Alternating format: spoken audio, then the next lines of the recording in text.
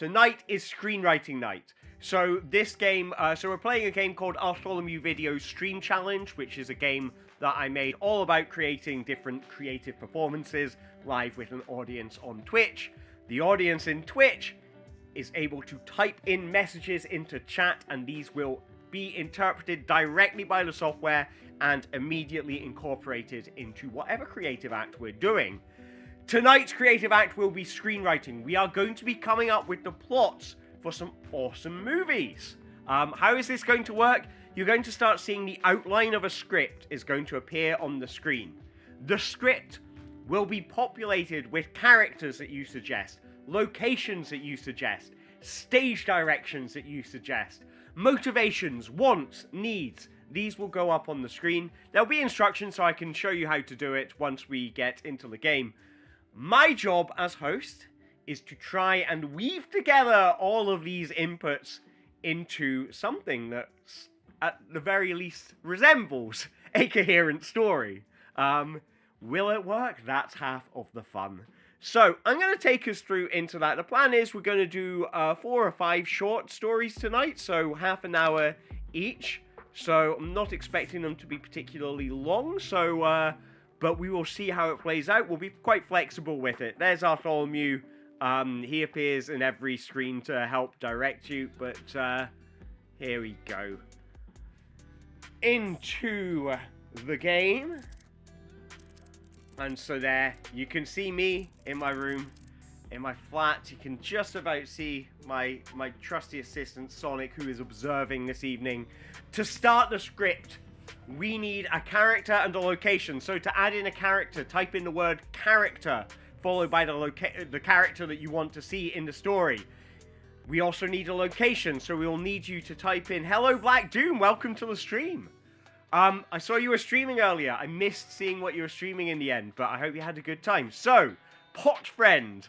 Pot Friend has been added. Pot Friend, who I can just about see the picture of, is a happy, friendly pot. So I've got that picture in my imagination now. And the location is unknown. So, now from this point, we've got some characters. You can type in the name of a character or a location, followed by the word is to describe how they are.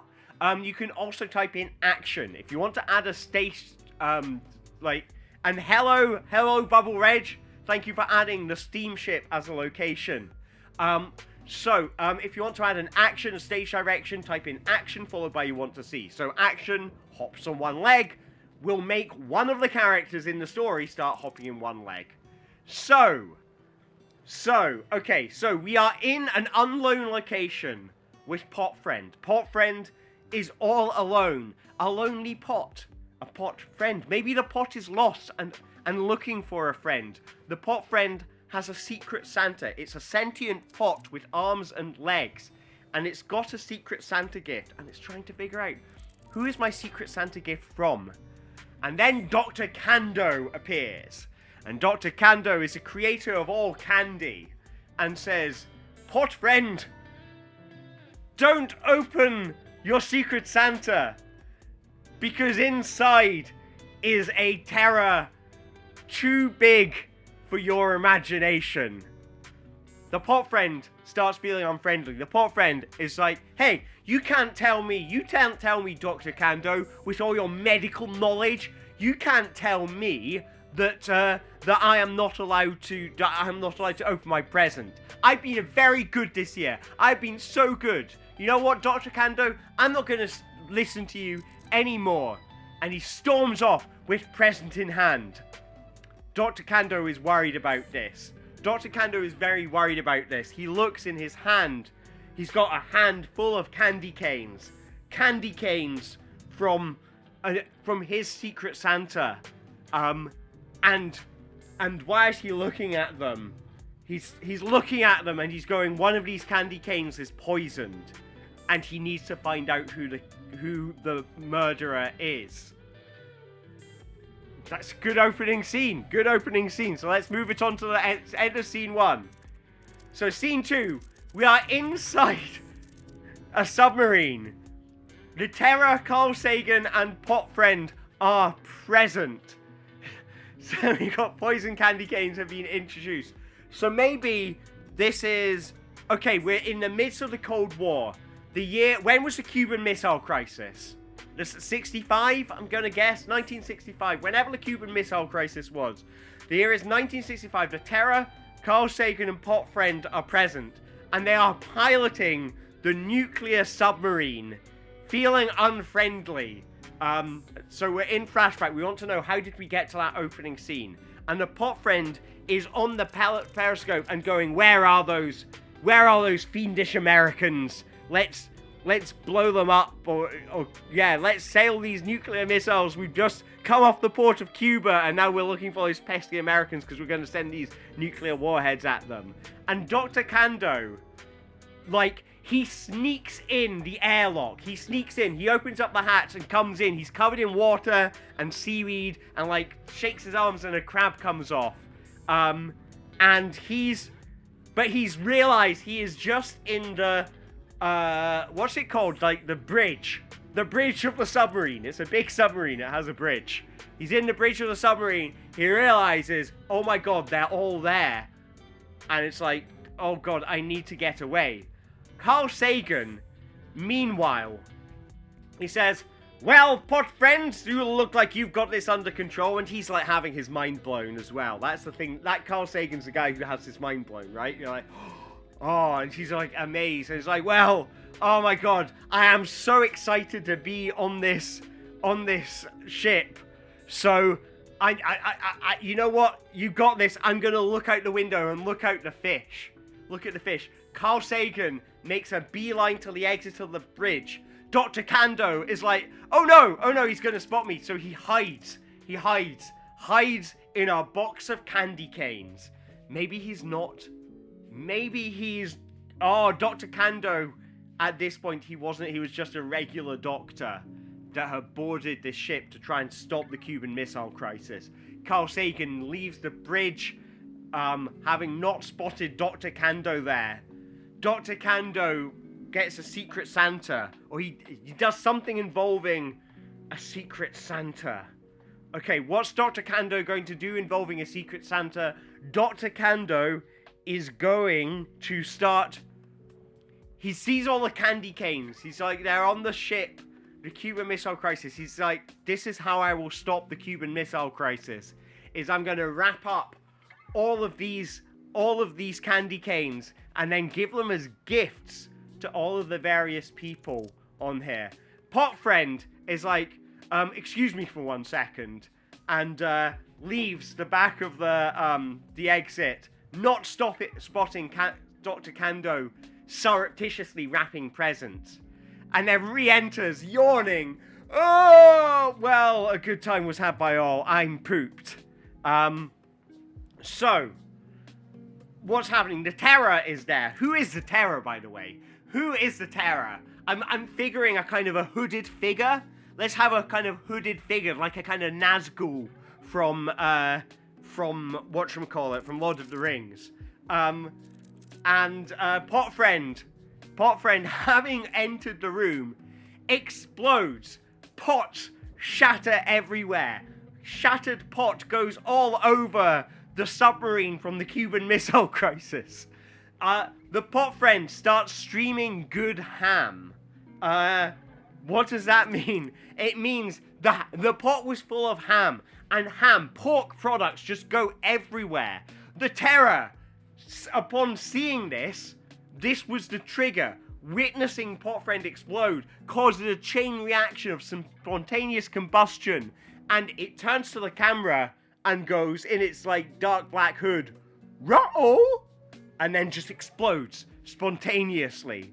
The Pot Friend falls to the ground. All these pieces of ceramic fall to the ground. Everything falling to the ground. Ham everywhere. Because that's what happens. The submarine explodes. We have a big mushroom cloud. And ham starts raining down upon Cuba, which I'm going to assume is where the Cuban Missile Crisis took place. So raining down upon Cuba are pieces of ham and the shreds of the dark cloak of the Terror. What was that scene all about? We might never know. We're on the outside of the steamship. And generic character 1 is present. Generic character 1 is going to be a very extra kind of character.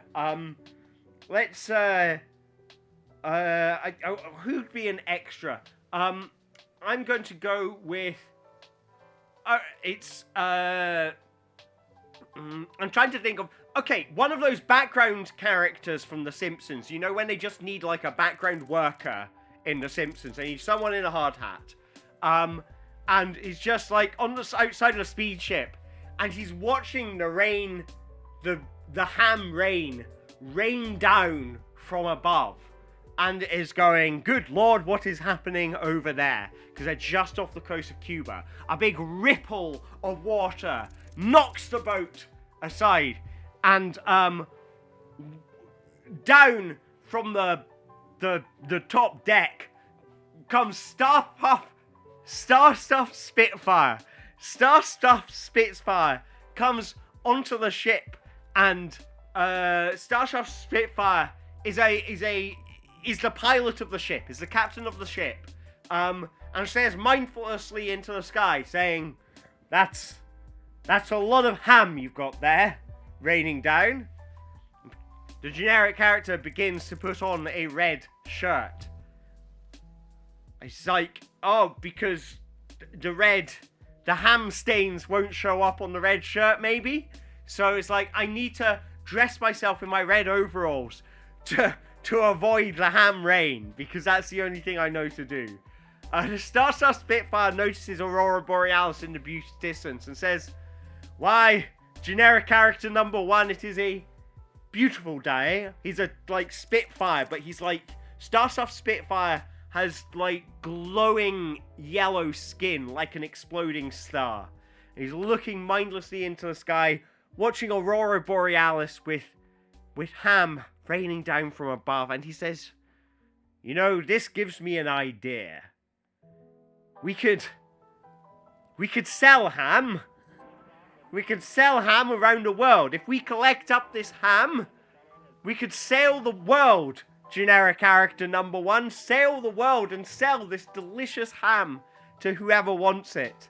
And maybe one day you and I will be rich, and we will be able to afford a rocket so I can go back to my home planet in the sky. And the generic character says, one day, let's get out our fishing nets, because it's a fishing steamship.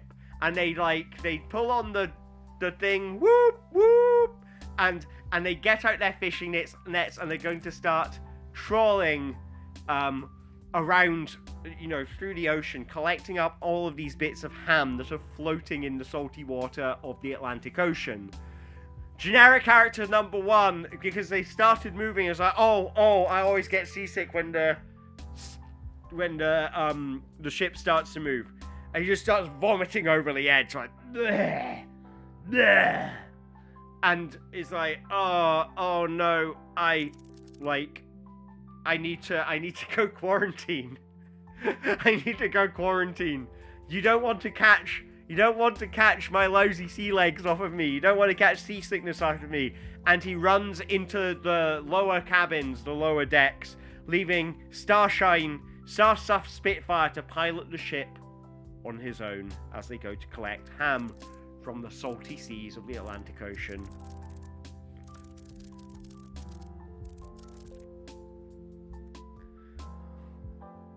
Seven years pass, and Principal Skinner is in the Museum of Ham and Cheese. The year is 1972. The Cuban Missile Crisis and the radioactive ham incident is now just history, and that collected ball of ham pieces now resides in the Museum of Ham and Cheese, right next to the cheese exhibit. It's in the ham exhibit, but it's near the bit where you go from ham to cheese. And Principal Skinner is there, but he's a young Principal Skinner. He's just back from Nam, and he's come along to the Museum of Ham and Cheese. And Star-Stuffed Spitfire and Pot Friend are present, They are a they're a couple of streamers. We've had a rift in the time stream. Technology has, because of the radioactive ham incident, technology has diverged from our reality. So from 1972, they have Twitch streaming. Streaming is a thing which exists now. So, where was I going with that? So they're streaming. They are streaming the ham for their live stream. They're like, hey gamers, I'm Pot Friend, I'm a pot. You can see a bunch of cracks in me. I was there on the submarine off the coast of Cuba that exploded and created all of this radioactive ham which you're seeing before me. And Starstar Spitfire is going, hey gang, welcome to the stream. This is his handheld camera, which were like, they used big cameras back in the day. Okay, this is my closest thing to a big camera. Hey guys, good to see you on the stream. I am here right now with the big ball of radioactive ham that was pulled out of the ocean during the Cuban Missile Crisis. Generic character 1 enters. He's an old man now, and he's like, I've seen things he wouldn't believe, and he says, it was radiation poisoning that made him ill. That was it. So he is angry. Principal Skinner, meanwhile, on both these streams, is just kind of muscling in, going, this stream is sponsored by Cheese.com. This stream is sponsored by Cheese.com. Principal Skinner, how does he talk? Good lord, what's Aurora Borealis, isometric exercise. Care to join me? He's got Cheese.com sponsorship. They're all getting cheese. It's a new Raid Shadow Legends in 1972. Cheese.com is the Raid Shadow Legends of 1972. Starstar Spitfire is like, well, now we've seen the radioactive ham, which I got, let's go have a look at the radioactive cheese, which I also fished out of the Pacific Ocean after the second Cuban Missile Crisis, which happened in this reality. Principal Skinner starts streaming as well. They're all starting their live streams because 1972 is the year of the live stream. Potfriend trips up, smashes on the floor, leaving behind him just a puddle of gold, and people look down, they see the gold rising up at them. Principal Skinner looks at the gold shining into his face, and all the other characters do. What is it? What are they looking at? What did Potfriend have inside of him? We're going to establish a mystery. I feel like we've got a good mystery. What was the gold stuff inside of Potfriend, the talking ceramic pot? We're on the outside of the submarine. Bat Chest, Star Stuff, Spitfire, and the Terror are present, and the generic character number 2 enters, who looks identical to generic character number 1, but wears a blue t-shirt. So, no, let's make it, we've got a lot of men in this story. Let's have some women. So we got a generic woman who looks like an extra from The Simpsons, enters, but yeah, she's wearing a blue raincoat and holding an umbrella. And she enters the scene outside the submarine. It's the remains of the submarine. This is a museum because, like, outside the museum, they've just got various bits of things from the Cuban Missile Crisis. The Terror needs an adult. The Terror has been stitched together. They have stitched together the jet black Nazgul cloak of the Terror. So he's kind of stitched together a cosmic horror. But he's very clumsy, so he keeps on tripping like, whoa! I keep on falling over because without a good cloak, I lose a lot of my power. That's what he's saying. And Bat Chest. Who is Bat Chest? Is Bat Chest Batman's chest? So you know, oh my god! So you know the chest. There's the chest in Discworld, which is like it's a suitcase or something, or is it like a, I'm picturing, I don't know if it was meant to be a suitcase. I always pictured it as one of those kind of pirate ship treasure chests. So it's one of those on legs, except it's Batman's treasure chest, and it's a character. Starstuff Spitfire is there and then exits. Where does Starstuff Spitfire is looking for something, and we're establishing a mystery. Which could be, why did they need to blow up the submarine? Why did they need to blow up the submarine? What was in the submarine that they needed to blow up? A generic character, she's a journalist, and she's here to investigate what happened to the submarine, the Cuban Missile Crisis submarine, all those years ago in 1965. And Starstuff Spitfire is like, oh, this is too spicy for me, tips on his captain's hat, and walks away. She throws a rock at him and says, come back and answer my interview questions. But the rock phases through his star-stuffed body, and enters a flaming rock on the other side. Yes, the rock catches fire as it passes through him and just starts a fire, and sets fire to the Ham and Cheese Museum, which is now on fire. So, the Terror gets sponsorship from Cheese.com. Maybe the Terror looks down at his phone. It's like, looks in his skeletal hands and it's like, I got sponsorship from Cheese.com. That's good. I can make, £10, $10 per video now if I accept. That's pretty cool. So every time it does its cosmic horror streams, because everyone's a streamer now in this year, 1972. Bat Chest needs a lap. It's very sleepy. It's been carrying around a lot of stuff. A lot of bat gadgets in that chest. So I need a nap. The Terror throws a rock at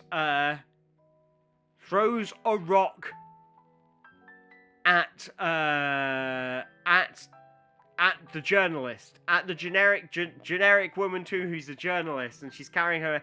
The Terror starts throwing rocks at her, and he's like, you can't do that. You can't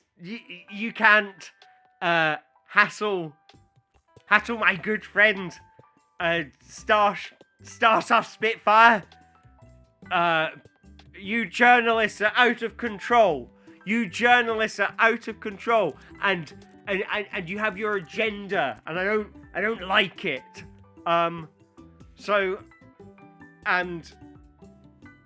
we cut to commercial as I recap the story so far. So what we have so far, there was an incident in 1965 during the Cuban Missile Crisis in which a submarine exploded and radioactive ham rained down from the sky. It has now been gathered up by a series of interesting characters, and it's been gathered up by a series of interesting characters, and is on display in a museum. All of the interesting characters involved are now live streamers on Twitch, sponsored by Cheese.com.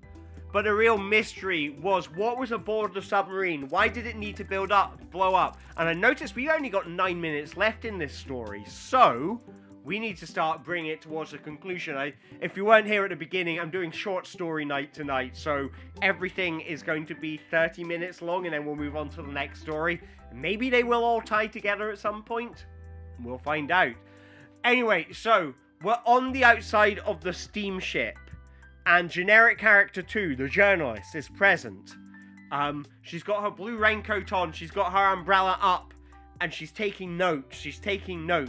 She is looking for evidence. What happened on the steamship? What caused this to all happen? And what does she find? What's she doing while she's present? She is looking around, and she finds she sees someone steaming a good ham. That's what she does. She sees someone steaming a good ham. Who does she see in the distance? There is a figure in the distance. We'll find out who it is possibly at some point. A silhouetted figure steaming one of the pieces of radioactive ham. Has this been stolen from the exhibition? Or is radioactive ham starting to appear everywhere? Why is there radioactive ham everywhere? Let's find out. But someone is steaming that ham. Who could it be? Who could it be? I have a feeling who the computer's going to pick for it to be. But I don't know when it's going to pick that to be. I'm waiting for Marie Curie to appear. So maybe we have a slow dolly shot towards this mysterious figure. Maybe this mysterious figure will know what really happened during the Cuban Missile Crisis. But a generic character number 2 stares longingly into the sky.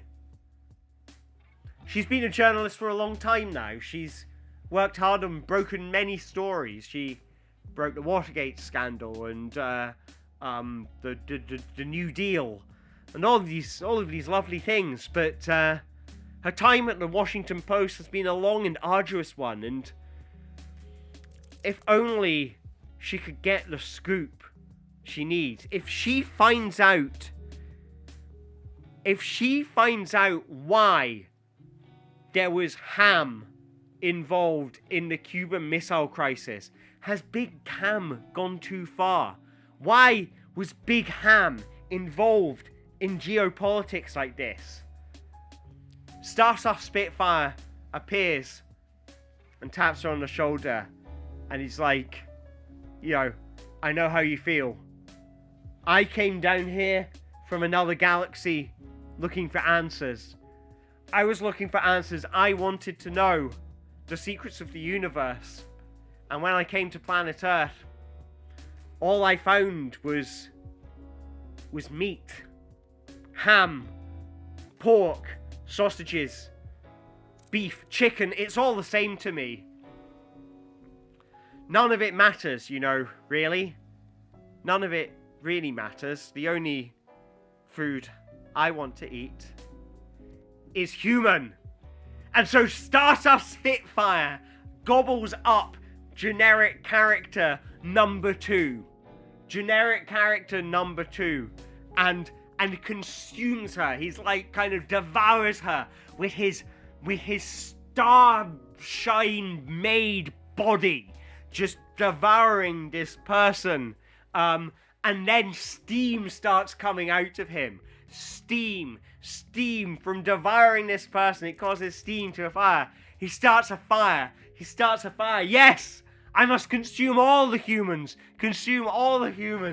These, why is he consuming all of the humans suddenly? It's because that wasn't ham on the Cuban Missile Crisis ship.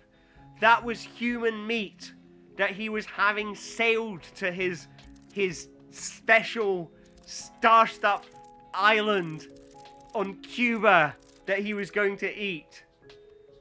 So, outside the Museum of Ham and Cheese, Marie Curie, the Terror, and Carl Sagan are present. Carl Sagan is having his mind blown, because he's had his mind blown once before. It was blown up. It's the ghost of Carl Sagan, and he's trying to guide Marie Curie and the Terror to stop, something's going on here. All of this ham, I've met this ham in the afterlife, and it's not dead pigs, it's dead humans. This is human ham. I'm trying to tell you, Marie Curie, and Marie Curie is doing the science on it. She's putting the ham in test tubes and testing it, and she's going, yeah, this is human meat. And the Terror is like, I need an adult to help me with this, because I can't operate the scissors with his skeletal fingers. He needs the skeletal fingers. Generic character 1 is like, Oh, it's disgusting. It's disgusting. I can't be around the smell of that ham because it smells like human meat. Is human meat. The Terror notices Aurora Borealis in the distance. What is that? What is that up in the sky? It's not Aurora Borealis. It's the Star People. The Star People are coming down to eat the human meat. And the Russian nuclear submarines were the only thing that could have stopped the Star People. The Star People, that's what it was, is that that's the humans eat human meat, they turn it into ham. They needed to be nuked out of the sky, but now the nuclear war is over. Now the Star People can come down, and they are descending from the sky, creating an Aurora Borealis. And the Terror, who is this kind of Nazgul type creature, is throwing rocks up in the sky, trying to hit these star creatures out of the sky as they fly around, but it doesn't work. They pass right through them, and when a rock goes through a star, it catches fire, and it starts setting fire to all kinds of stuff in the neighboring vicinity. So, generic character number 1, construct a missile out of flying pigs. Construct a missile out of flying pigs and goes, I will defeat them. I will defeat them. Because if there's one thing these things can't stand, it is the smell of freshly roasted ham. So I will fly this ham rocket to the sky and blast off. And off he goes. Generic character number 1 flies through the sky to blast down these star creatures on his flying pig rocket. And he's shooting them down.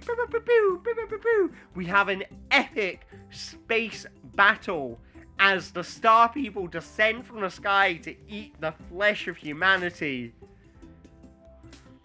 But what's that? There's more of them coming. The Terror points them out. There's more of them coming. There's more of them coming. I feel like we need something. Carl Sagan, whose mind has been blown so much that he is now dead and a ghost and having his mind blown, begins to eat a chocolate bar. Where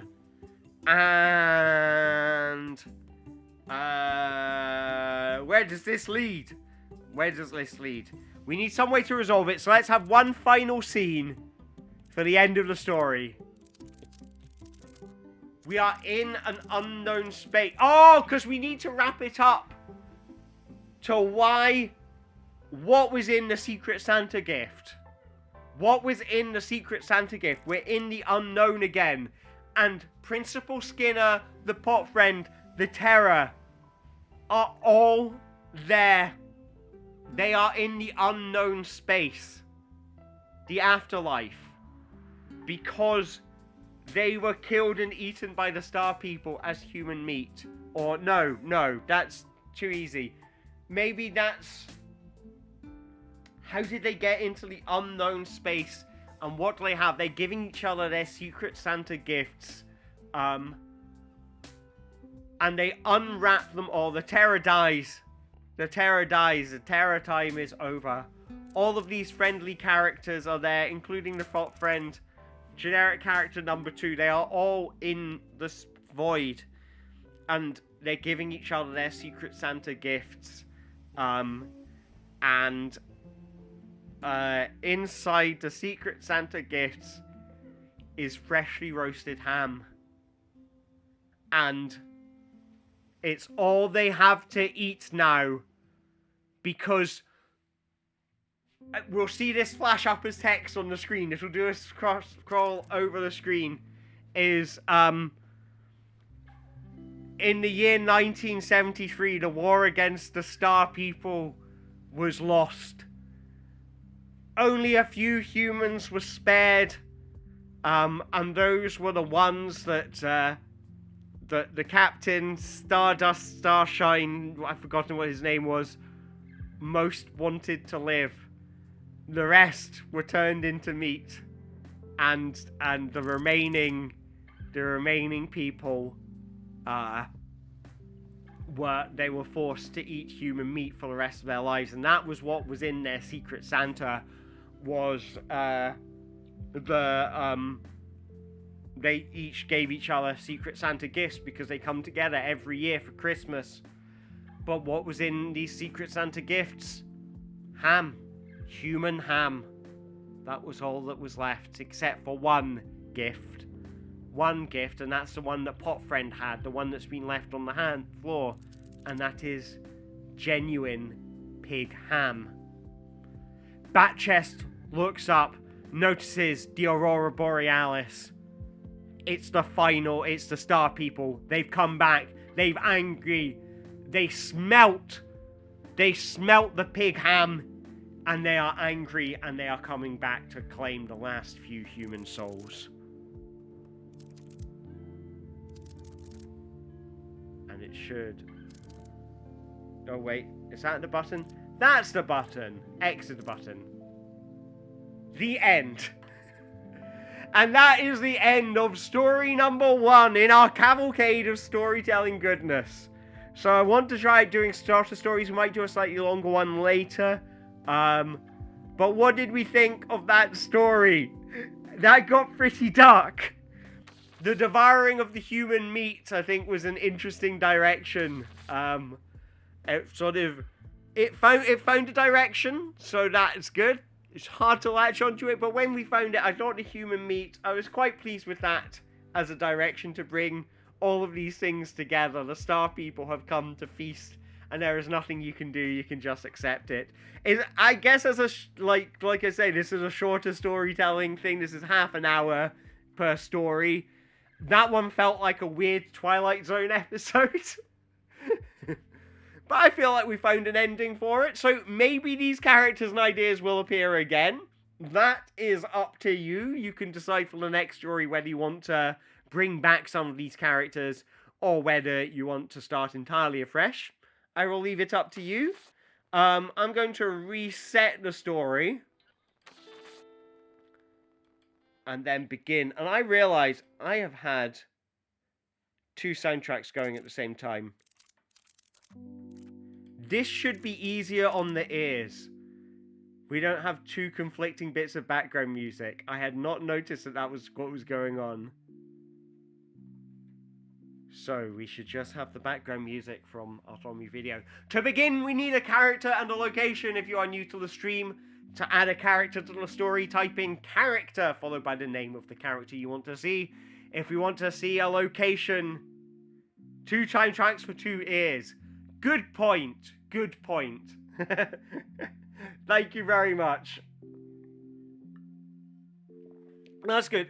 The fact that you didn't notice means that I don't have the volume turned up too loud, so that's a good sign. So I should just have some subtle music in the background just to add a little bit of ambiance. So Mr. Shreks. Mr. Shreks is our first character. You can keep on adding more characters or add a location. The story will begin once we have at least 1 character and at least 1 location. So, if you want to see a character, type in character followed by the name of the character. If you want a location, type in location followed by the name of the location. And there we go. And we're outside the ice cream truck, and Mr. Shreks is present. He's Mr. Shreks. I'm Mr. Shreks. Who is Mr. Shreks? Mr. Shreks is... Well, he's got to be the father of all of the Shreks. Shrek 1, Shrek 2, Shrek 3, Shrek Forever After are his lovely Shrek children. And they are running around outside the ice cream truck. And Boudica is there. And she's saying, "Feed me ice cream, Mr. Shreks. Give me ice cream. I have money. I want to buy ice cream." But Mr. Shreks is like, "Oh, we only have ogre ice cream. I can't." He's meant to have a Scottish accent. He's meant to have a bad Scottish accent, Shrek, doesn't he? But his father, he sounded like this, he did. "Oi, Mr. Shrek." And he's a West Country ogre. Because well, he got his Shrek one he got his accent off of his mother. He did. So Mr. Shreks is there, and he's serving out. He's like, "Oh, I warn you, Boudica. This is ogre ice cream, and your armies won't like the ogre ice cream. They won't. But if you really need it that bad," and she says, "Yes, my armies are starving. My armies are starving, fighting against the Romans. And we need sustenance, lest we be able to fight no longer." So Mr. Shrek, he's there. He's like, "Oh, well, watch out, because some humans are very allergic to ogre ice cream. They're very allergic. Yes. So that's a plot point that might come up. We've got allergies. Boudica, Mr. Shrek opens the fridge, and he says, Here, Boudica. I know you're fighting really hard against those Romans, you are. So have this." And he brings out of the fridge a can of a mysterious liquid. You don't recognize the writing. It's not Coca-Cola. It's not Dr. Pepper. It's not Sprite. It's something else. What is it? He hands it over to Boudica. Ominously, she grabs it, and she rides off into the distance with her big tray of ice creams. Mr. Shrek opens up the fridge and says, "Well, bottoms up, Boudica. I hope you defeat all those nasty Romans. Here's one for you." And he downs, glug, glug, glug, glug, glug. And we see his eyes glow red. His ogre eyes glow red. And Peter the Great sticks his head round. What? Peter the Great? Peter the Great was a Russian king, I think. So, and again, I'm terrible with accents, so everyone might end up with a Count Dracula accent. So, I'm now if I put that in my head, I think you might end up with a Count Dracula. I'm Peter the Great. Hello, thank you very much, Pikmin Snezkov. I am having a lovely festive season. I got my Christmas tree up. Look at that. Christmas tree up in the background. So Peter the Great is there, and he turns around and says, "Oh no, Mr. Shrek, you didn't give her the can of the mysterious unnamed liquid." And Boudica rides in on her horse, and she's like, "What was in that liquid? My armies, they've gone mad! Shrek's, he turns out his pockets. I don't know why he does it. Maybe we'll find out. So we are in upstate New York. Inside upstate New York.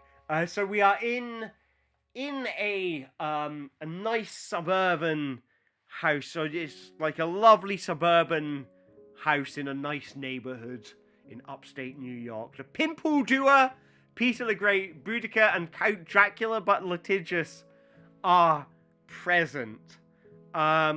So why are they here? Because they're her Roman army. And they're her army, and because they're going to fight the Romans. And she says, my friends, to fight these Romans, I'm afraid I cannot give you money. She turns out her pockets to prove that she has no money. But I can give you spirit, and we won't let these Romans take over New York.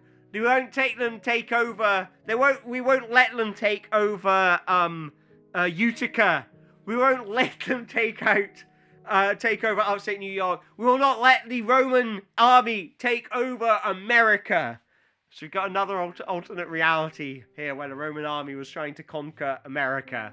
Count Dracula, but litigious, hunts down a bear. I shall hunt as a bear, and we shall dress in its cloaks, and the Roman army will think we are bears, and they will run away because they are scared of bears. And Queen Boudica is like, Very clever. If there's one thing I know about the Romans, is they are scared of bears. Count Dracula, but litigious, runs out to go catch a bear. And the pimple doer's like, well, he's squeezing a pimple. Well, I'm glad he's gone.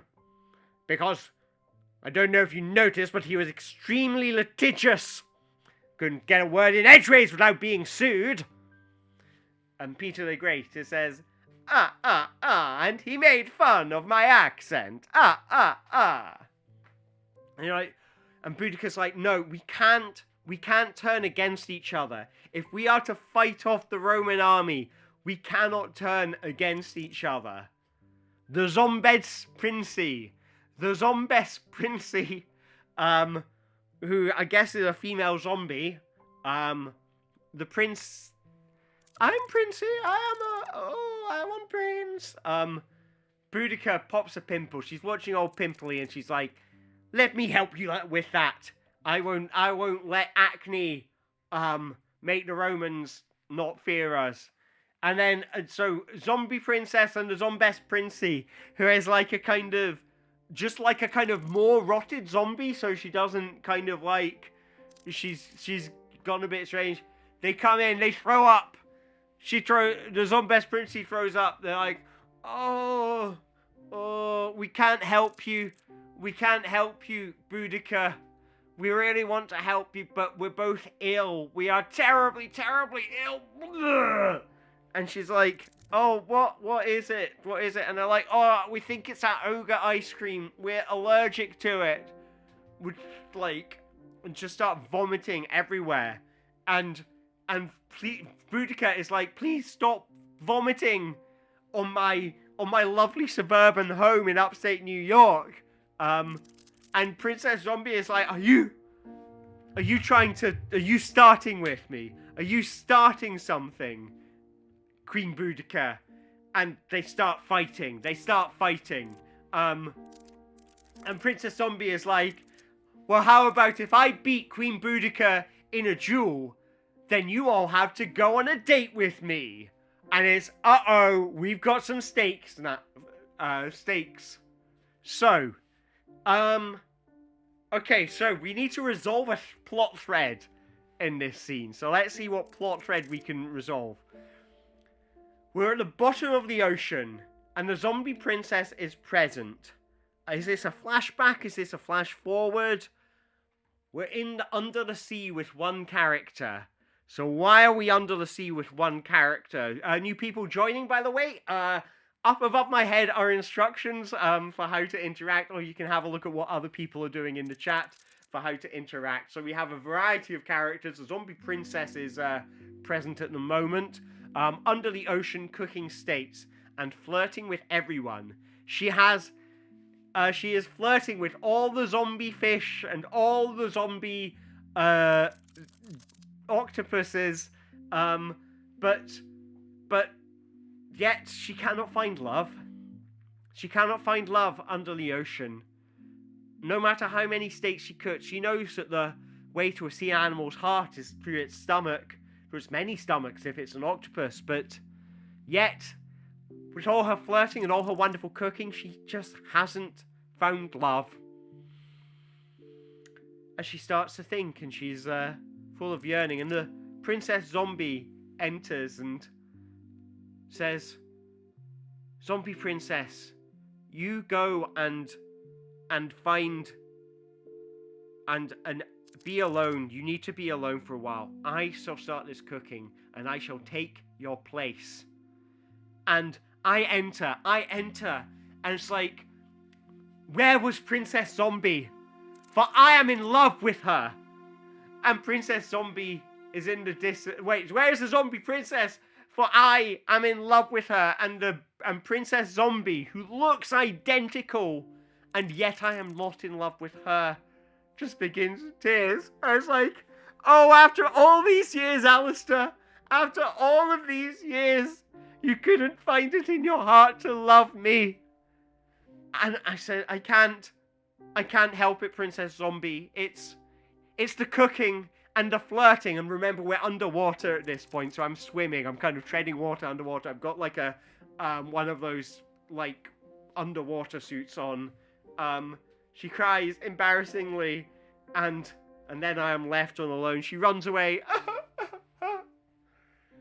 And meanwhile, I'm there, and I'm sad because not only am I unable to find my one true love, Zombie Princess, but I have also broken a heart today. And as Zombest Princey appears, I start thinking about what I have wrought. I don't like being the breaker of hearts.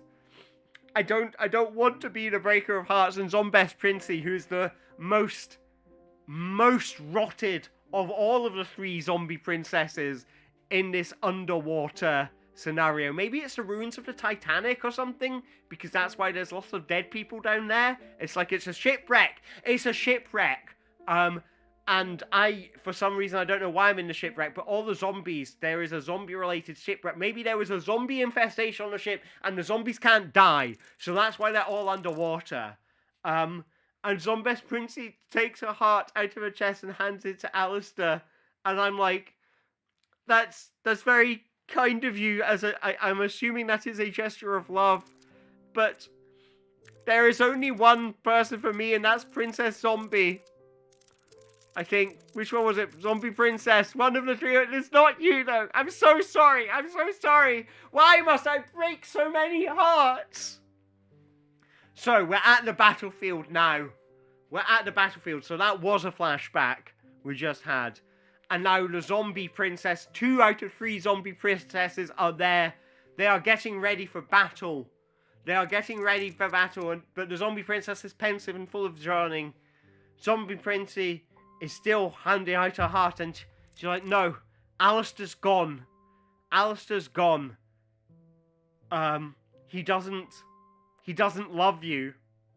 And she turns to the camera and winks, because she's like, I know who he really loves. And, but she is perfectly sensitive and full of yearning. Why?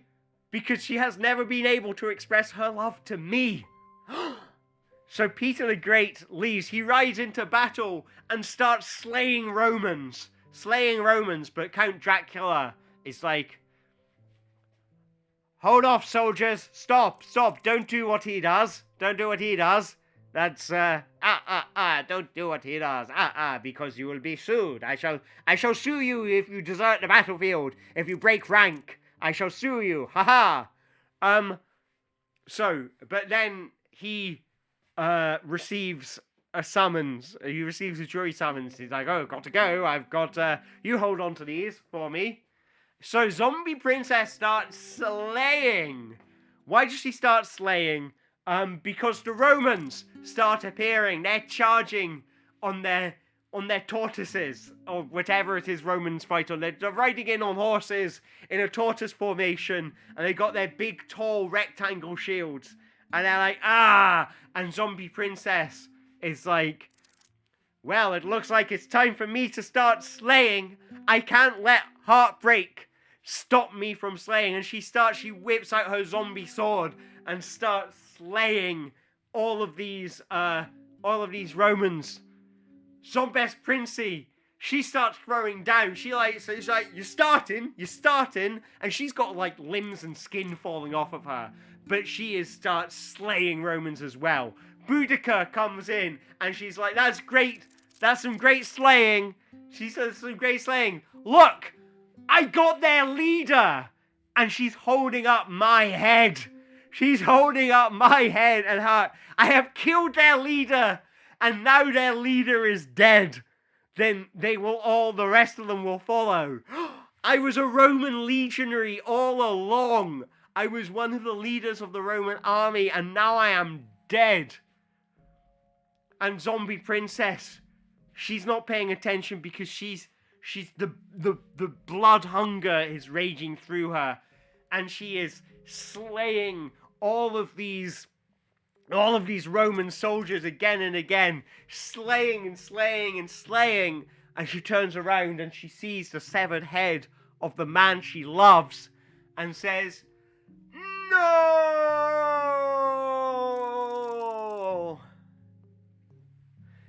Boudica, secretly, she's got her hands full. She's holding the beating heart of the slain Roman general, Alistair Aitchison, and the head in one hand, and she really wants some ice cream. In fact, ever since she started eating that ogre ice cream, she's kind of been addicted to it and has been blinded by her addiction. Her head's not in the fight anymore. And Mr. Shreks, the ice cream seller, appears crawling across the ceiling and then turns his head a full 180 degrees and falls on top of Boudica, and she jumps up. It was all a dream, and she's there on the battlefield holding my severed head and still beating heart, and she must have fallen asleep in the battlefield. Her addictions are starting to get to her. She's hallucinating because she hasn't had her delicious ice cream. Amazing that Mr. Shreks entered and left so quickly there. Thank you, game. Thank you, algorithm. So, okay, what else is going I think that's a nice end to the scene, so let's have another scene. With a shocking twist. Outside the ice cream truck, and the pimple doer is like squeezing another pimple. Oh no. Oh no. Oh dearie me, I've got another pimple, Mr. Shreks. And Mr. Shreks is like, oh, you know what's good for pimples? You know what's good for pimples? Ice cream. And the pimple doer is like, oh, sorry, I'm sorry, could you say that again? I wasn't listening, I was squeezing my pimples. Are you squeezing your pimples into my Mr. Whippy machine? Are you? Oh, he's angry. Mr. Shreks is angry. Oh, you'd better not be squeezing your pimples into my Mr. Whippy. And in the pimple juice goes. Peter the Great arrives and says,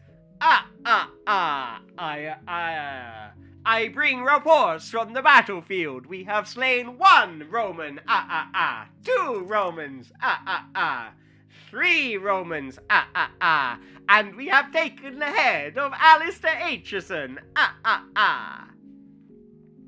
Now, Mr. Shreks becomes very angry. You did what now? You killed Alistair Aitchison, the inventor of ogre ice cream. I want justice. I don't care if he was a Roman legionary, like, who wanted to conquer America for the Roman Emperor. I don't care, because he made the best goddamn ogre ice cream in town.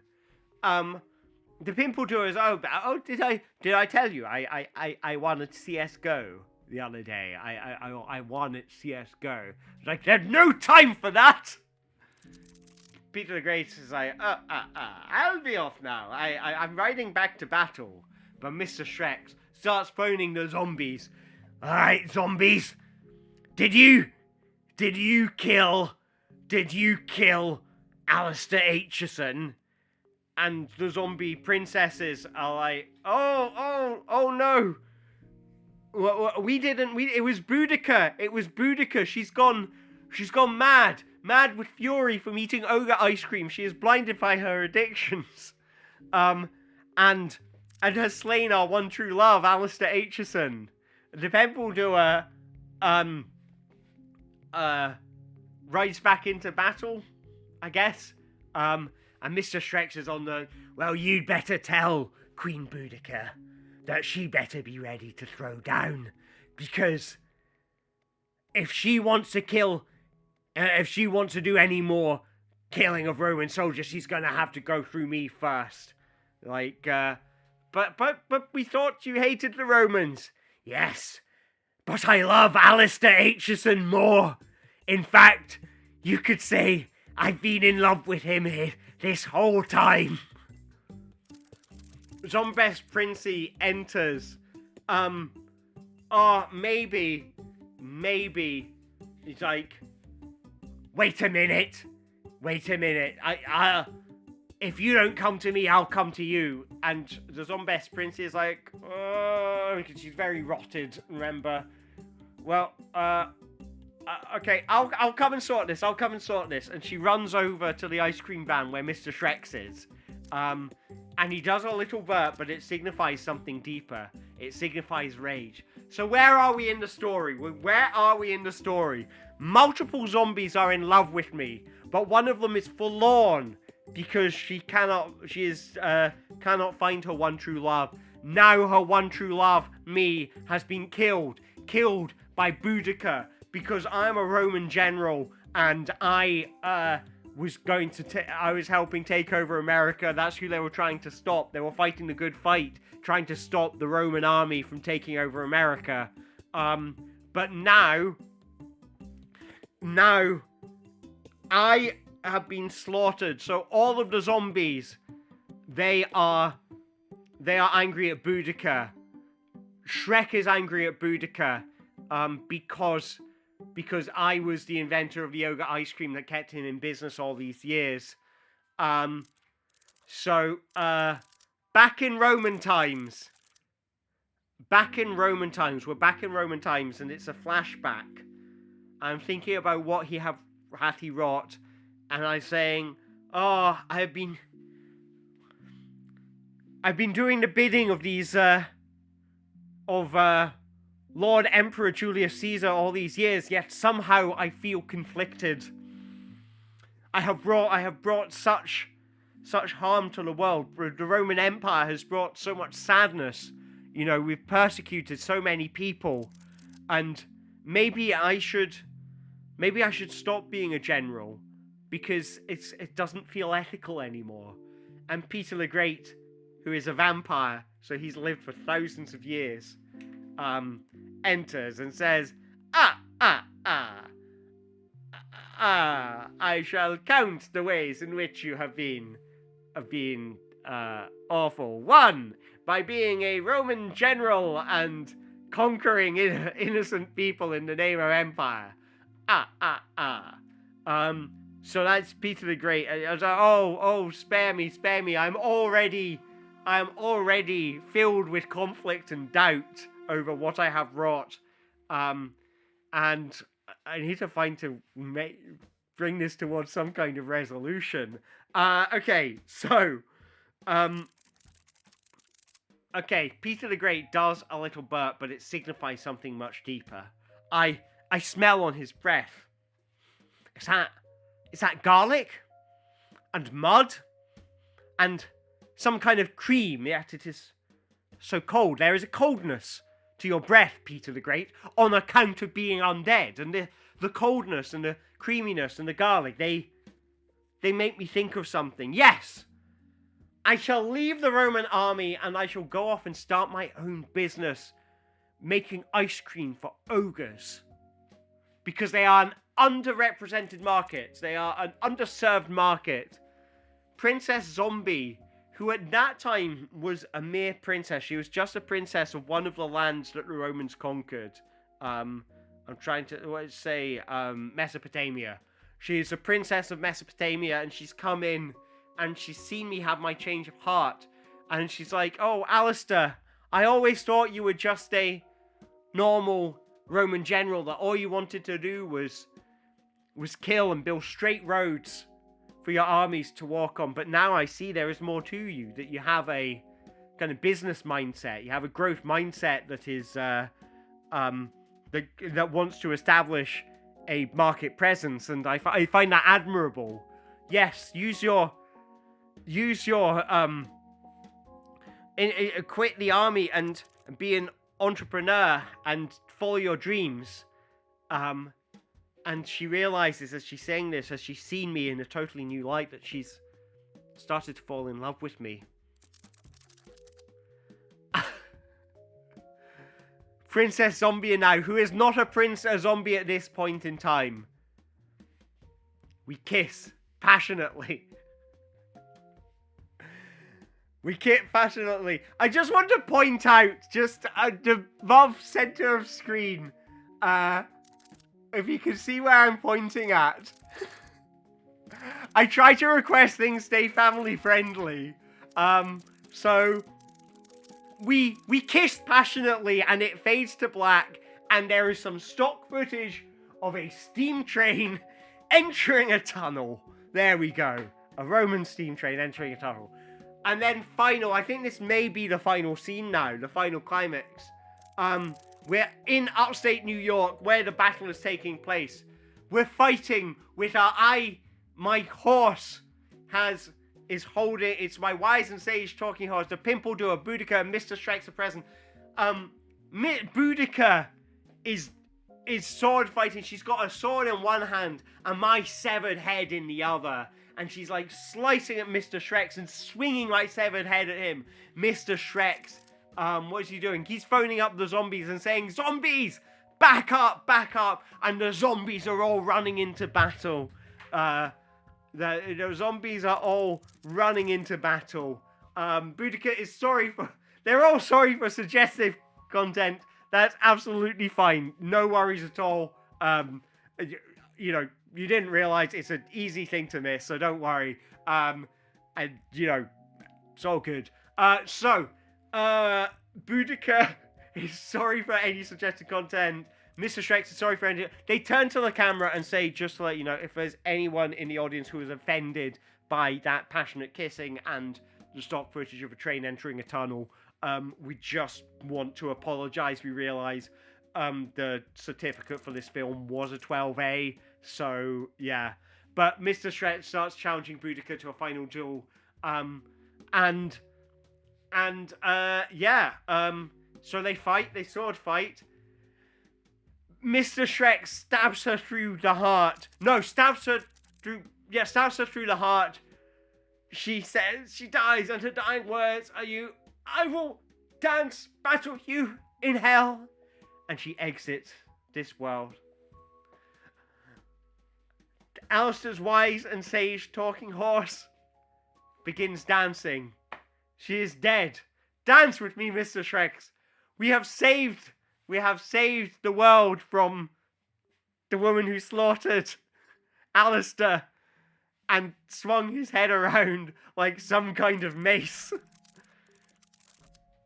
And Alistair's wise and sage talking horse begins to kiss Mr. Shreks. The two of them dance in honor of our fallen heroes. They dance and dance and dance. They're like dancing as the sun sets and the battle rages on all around them. Roman soldiers fighting zombies, all in the name of love. Love for me. And in our final scene, we return to the beach. And the pimple doer is there, squeezing a pimple into a Mr. Whippy machine. And saying, "Oh, it won't be the same though. My original recipe pimple ice cream is not as good as Alistair's ogre ice cream. I just wish we could do this all over again, and maybe if only we'd done things differently, there wouldn't be so many broken hearts." Alistair's wise and sage talking horse rides off into the sunset and wisely and sagely says a few final words.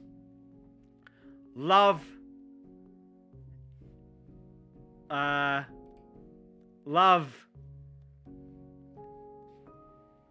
Is it worth dying for? Or is death worth loving for? The end. And that was film number 2.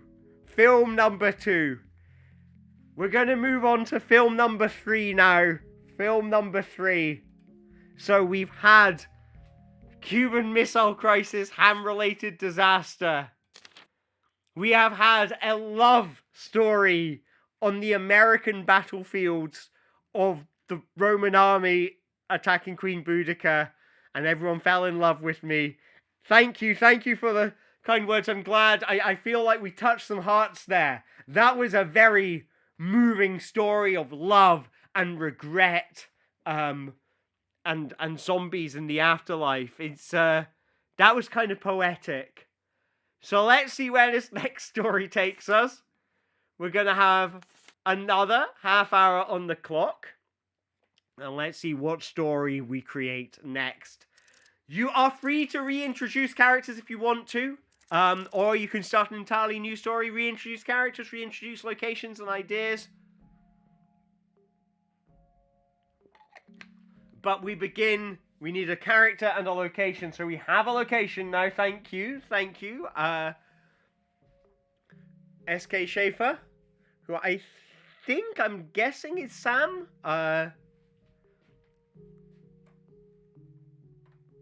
So we just need... Yes, it is Sam. Hello, Sam. Good to see you. I don't think I've seen you in a long, long time. How are you doing?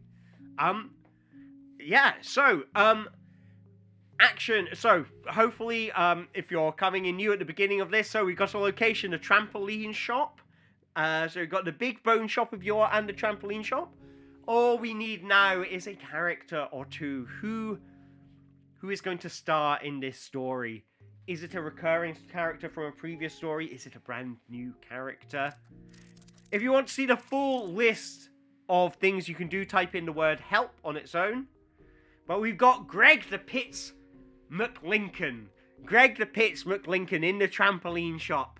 And he's rubbing his pits. He's a very smelly man, and he's sharing his pit smell with everyone in the trampoline spot.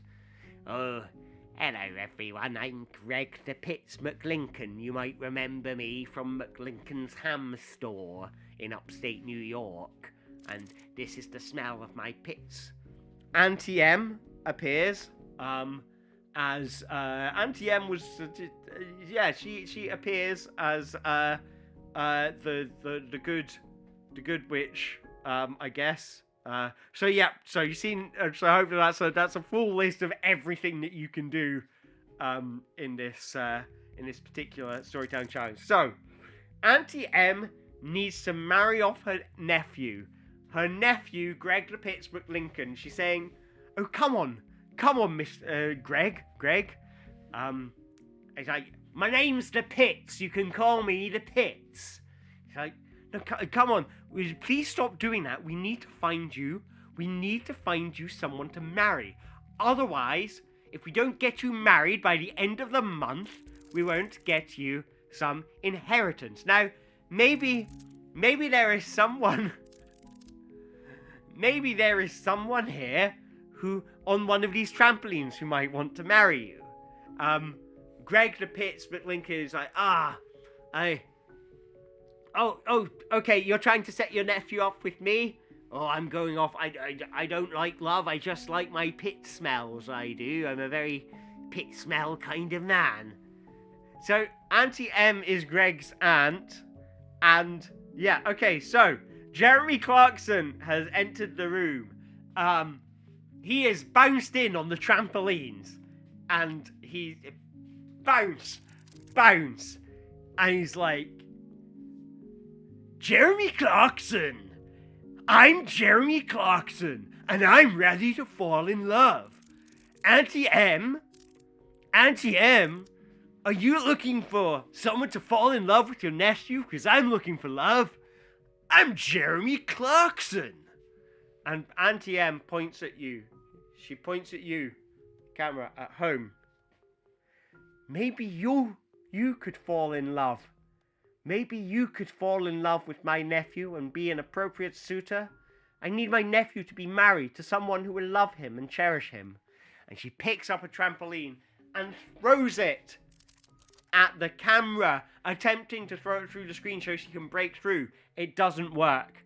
You, on the other hand, climb through the cinema screen. We're going to use some incredible new technology to make this more immersive. This is an immersive film where you can enter the film by climbing through the cinema screen. So you come in, and your first job is to break trampolines. We're going to show you directions that you need to follow. And your first one, break some trampolines. So it's up to you. You got to make the choice. Are you going to do it? Are you going to do what the script tells you to do? Are you going to start breaking some trampolines. Well, the story doesn't continue until you do. Everyone just kind of stands there waiting for you to break trampolines. So it's like Existence, where the characters don't speak back until you tell them what they're expecting to hear. So Jeremy Clarkson points at you and says, "You! I like your attitude. I like your attitude. I'm ready to fall in love with you."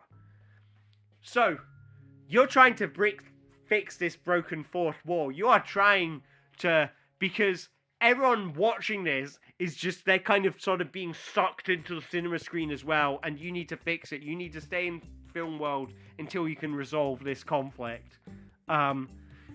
You want to escape Jeremy Clarkson. You're saying, Jeremy Clarkson, that's your mission.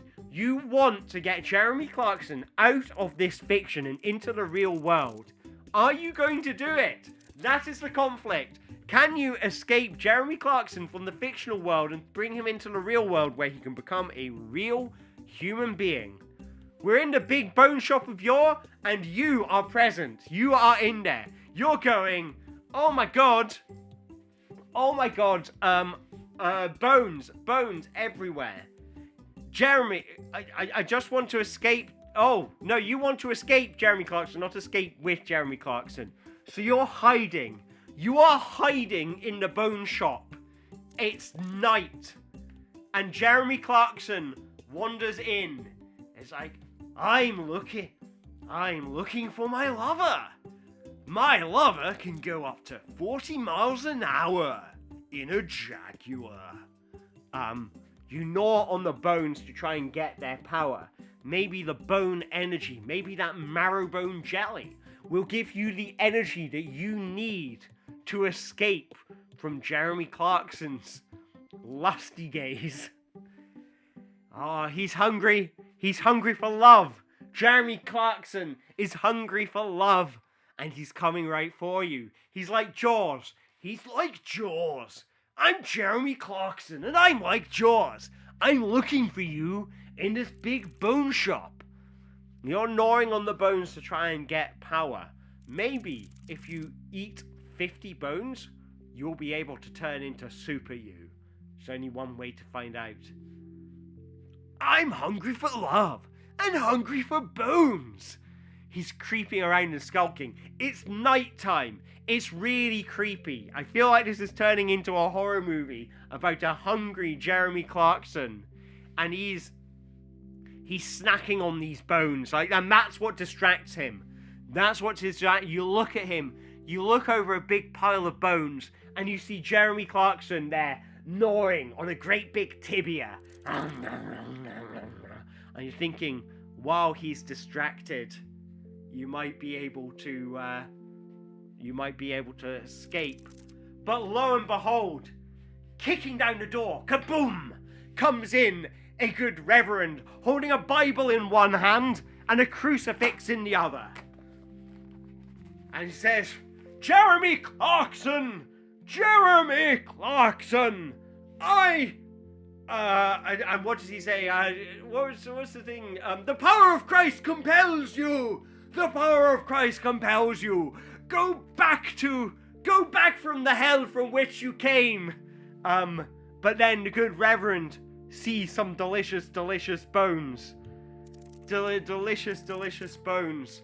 And begins to gnaw on them. And that's where you come in. Have you brought your exorcism kit with you? Look in your pocket, and you'll find it there. You open it up. You see instructions. Reading through the lines, you see you need to draw a little pentagram on the floor. Reach into your pocket. You're holding a stick of chalk. You get out the stick of chalk. You draw the pentagram on the floor and begin the summoning rituals. A pinch of sage, a pinch of salt. You light a candle and drip the wax, and then all you need is one drop of human blood. You cut your finger, drip the blood, lands on the pentagram. The good reverend, having finished eating a delicious tibia, the good reverend says, well, now I have feasted upon bone. I can begin my exorcism. Jeremy Clarkson, You are going straight back to Top Gear hell! And Jeremy Clarkson, he realizes that he needs to start running away from this exorcism. So he begins doing isometric exercise. Let's see if I can get... There we go. Isometric exercise. And yeah. The bad reverend comes in and says, "Good reverend, I must stop your exorcism.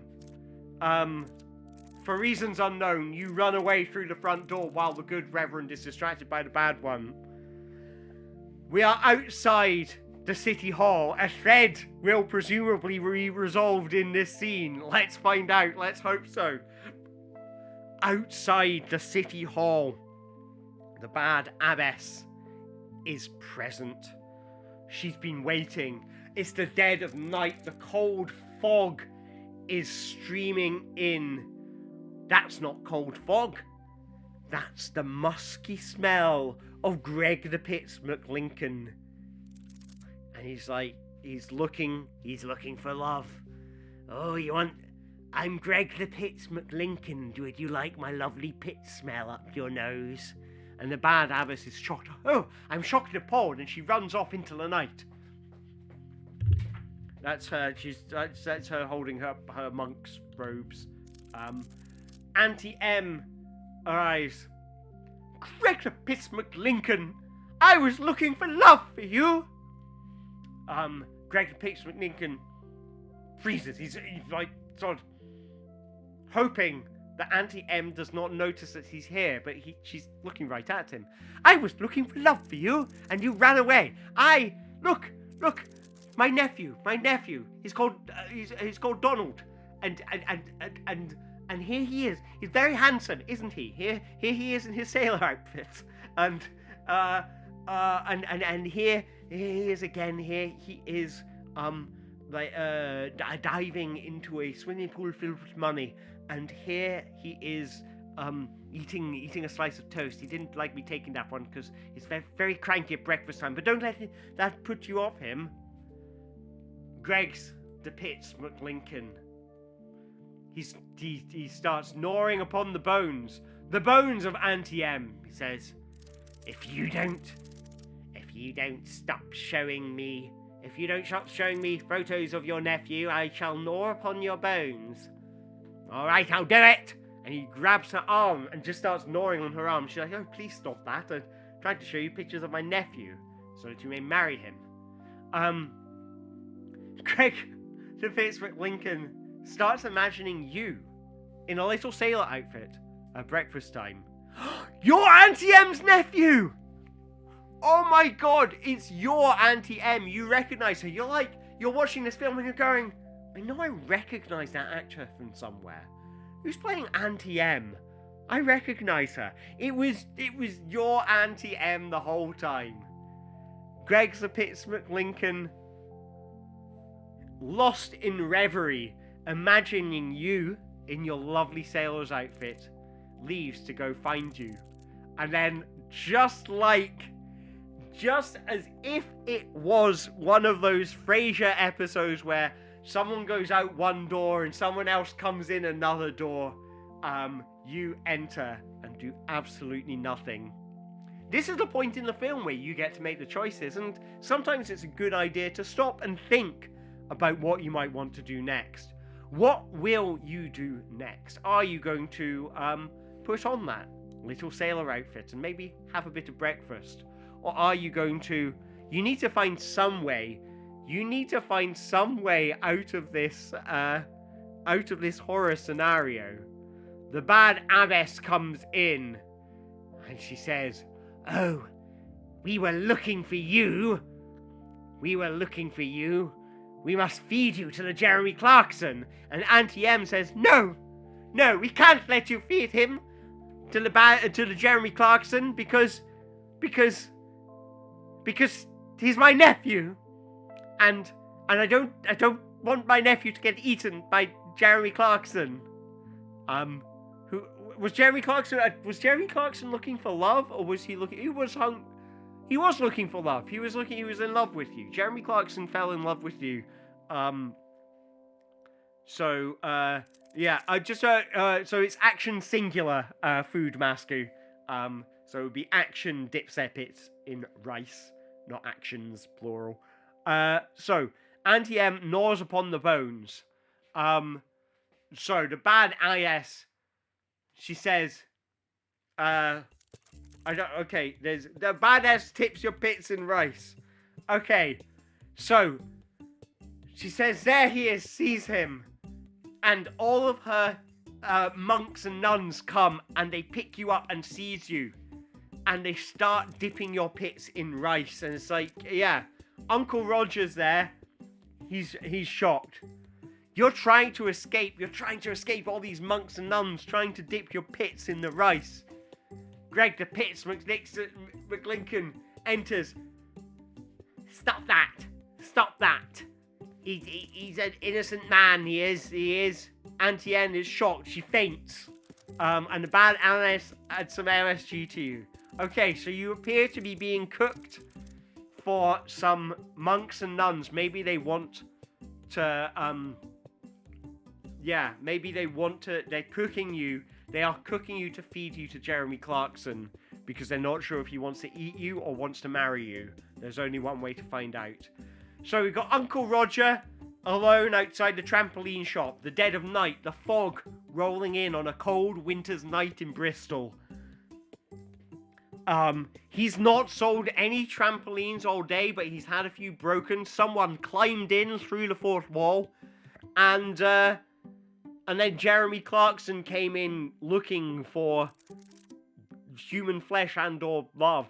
And you know what? He's shocked. He's shocked because he's never seen, it's the fourth wall breaking. He didn't even know there was a fourth wall until that just happened. And now he's like, am I in a fiction? Am I in a fiction? He starts hamming a good steam. What does that mean? He is so shocked. He just has to eat a delicious ham to try and calm himself down. He's just eating ham to try and calm himself down. And the bad reverend comes in. And he says, and he buries the broken trampolines and has a little funeral for them with free ham. The bad reverend comes in. He says, forget what you have seen and let us bury the trampolines.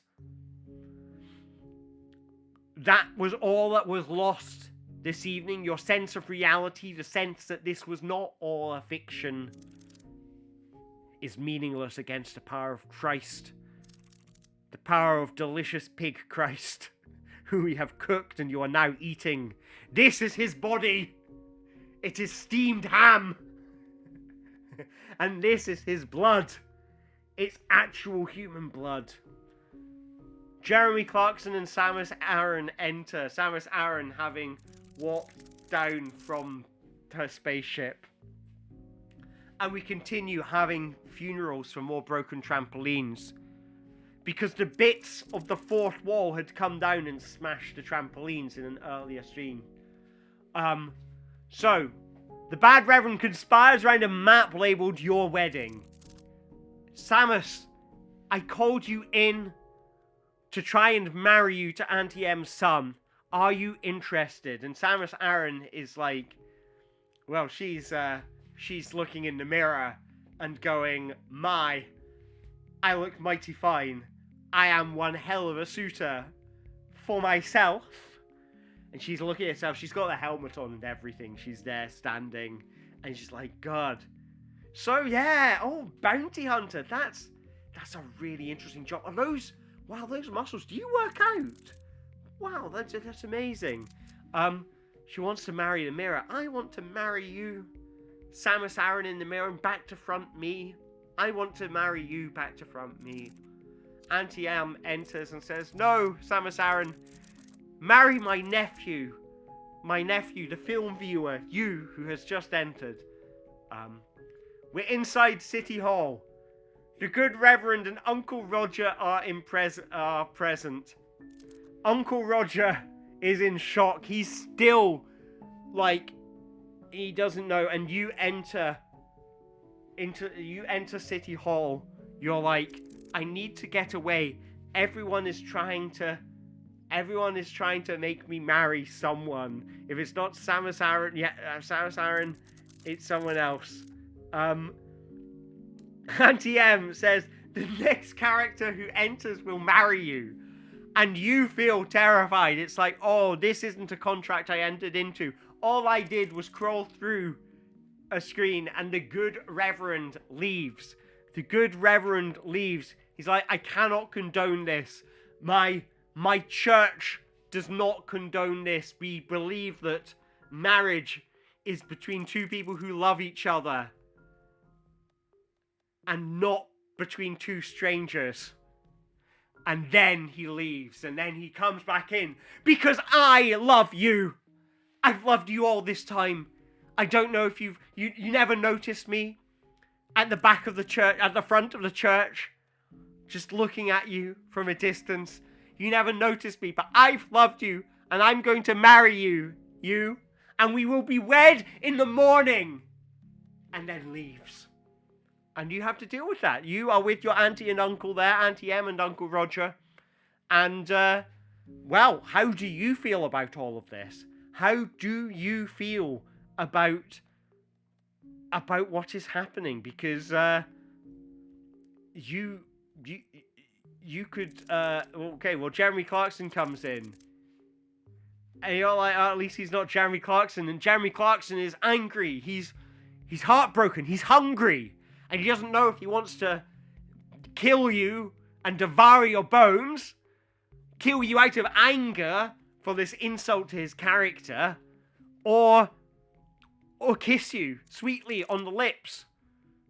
The TV viewer, the movie goer that he has always loved. Uncle Roger burns down a car in celebration, as was the style at the time. He becomes very upset and makes big brum brum noises. He's driving around the city hall, driving around in his Maserati. Brum brum. I'm not heartbroken. I'm in my Maserati. Brum brum.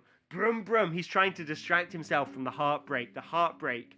He didn't know that you thought so little of him, and all he can do is, like, become more Jeremy Clarkson. That's the only thing he can do.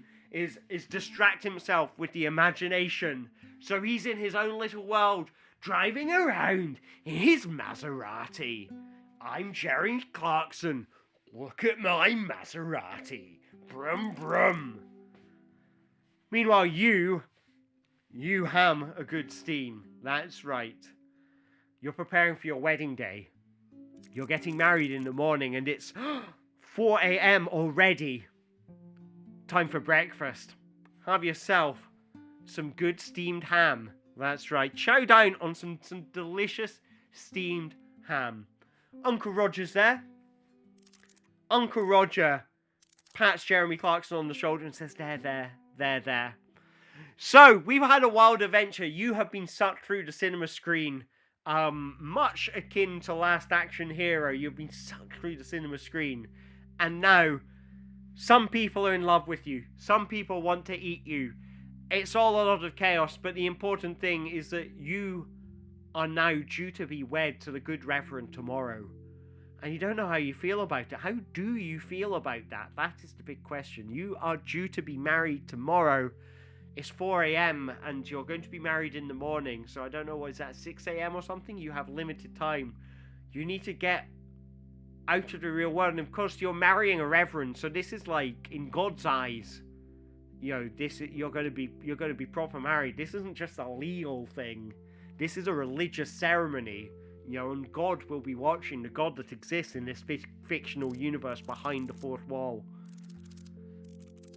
Samus Aran is in the big bone shop of yore with her arm cannon, looking for danger. She scans around. No danger, nothing's eating the bones, so she can look in the mirror and see her true love. She kisses the mirror. She's got the helmet upgrade that allows lips to appear on the front of it. She collected that about halfway through the game, and she kisses the mirror with the lip add-on, and she says, no, it's not the same. She whips off the helmet, throws it away, and gives the mirror a big smooch. The good Reverend enters, and he sees Samus Aran with her kissing the mirror, and he's taken aback. He's like, oh, you are a woman? I thought you were a robot. And Samus Aran starts realizing that true love. She starts realizing that true love, that love she has for herself is real. And the love that you have for yourself is real, and it is important. And we should all recognize that, if we don't have love for ourselves, we cannot love each other. She kisses the mirror. We close up on the kiss. It's proper, real big, smoochy kiss on the mirror. Tongues and everything. And it's like the good Reverend says, yes, it says in the good book, it says in the Bible that there is no love that one has like the love for themselves. It's true love. She starts fearing for your marriage. Good Reverend, she says, how can you have a successful marriage when do you really love this viewer who has only just crashed through the fourth wall? Do you really love this viewer? Because your love will fall apart if you don't have the love that I have for myself. Think about it, good Reverend. And she leaves. The good Reverend is alone among the bones, and he's pensive. What's he thinking about? What is he thinking? What is he feeling right now? The good Reverend, because he's just had a revelation. He's agreed to marry you, but maybe he doesn't love you. Maybe he never loved you. I mean, he's barely known you. He only crashed in through the fourth wall a while ago. How does he know this is real? How does he know this love is real when he has just had it revealed to him that he is not real himself? He is a fictional character on the other side of the fourth wall. The bad abbess enters with some bad advice. There is no such thing as love, she says. There's no real love. Marriage is just an institution that is there to keep the population under control or something like that. Bad advice, perhaps. We'll have to see how they resolve this. But we're in the city hall and we're getting ready for the marriage. Who is going to officiate at this wedding? Why, it is the spirit of the bones. Samus Aran is there in the audience with her mirror, but she's taken a seat on a pew, but she is worried because she knows that this is a love that is doomed to failure. Greg the Pittsburgh Lincoln is full of righteous fury and a little bit of wind, and of course he is, because he should be up there. He should be the one marrying you. He saw you first. Samus Aran's like, no. She says to the mirror, no, this marriage cannot go forth. This marriage cannot go forth. She kisses the mirror. You beautiful, beautiful, smart thing. Of course the marriage can't go forth. Auntie M enters. What did you say about this marriage? What did you say about this marriage? And she slaps them all. I don't care that it didn't come up on the script. I saw it on the monitor. She slaps them all. This is the marriage of my nephew you're talking about. And my nephew is in love. And I know when my nephew is in love. I have known my nephew since he was a little boy. And I've never seen him so happy. He's always loved the clergy. Uncle Roger enters, ready to give you away. And Samus Aran, well, she just can't resist. She becomes distracted by her own magnificent beauty. She's looking in the mirror. She is looking in the mirror and going, damn. Damn, Samus, you really are beautiful, aren't you? I could kiss you. That's what she does. That's what she does. The good Reverend enters and walks down the aisle. You enter and begin walking down the aisle. The spirit of the bones begins awaiting by saying, marriage. marriage. Marriage, something for us all to think about. The sermon. The bad reverend starts singing the theme from Frasier, which is very, very short. It's boom, but I can't even remember what it goes like. It's like, oh, baby, I hear the blues are calling to salads and scrambled eggs. Quite stylish. The spirit of the bones leaves. Who's going to officiate now? The spirit of the bones has completed its mission. It's completed its unfinished business and ascends to heaven. You walk down the aisle. You are wearing a beautiful white wedding dress. It's magnificent. You look gorgeous. You really do look absolutely stunning. Uncle Roger, with a ham in one hand, accompanies you down the aisle. This is it. The happiest day of your life. You're about to get married to a good reverend. A good reverend. He's a good reverend. He's a good reverend, you tell yourself. He is a good reverend. And maybe you're not in love with him. Maybe you're not in love with him, but if it means spending the rest of your life, at least you could spend it with a good reverend. Time's up, it says, but I'm going to continue the performance. So this is probably the final penultimate sign. The good reverend exits. He said, I can't go through with this. If I was to go through with this, I would be a very bad reverend because I married you for all the wrong reasons. I should be marrying you for love, but I don't love you. I don't love you. And I cannot do a loveless marriage. Samus Aran begins cheering. But Jeremy Clarkson enters.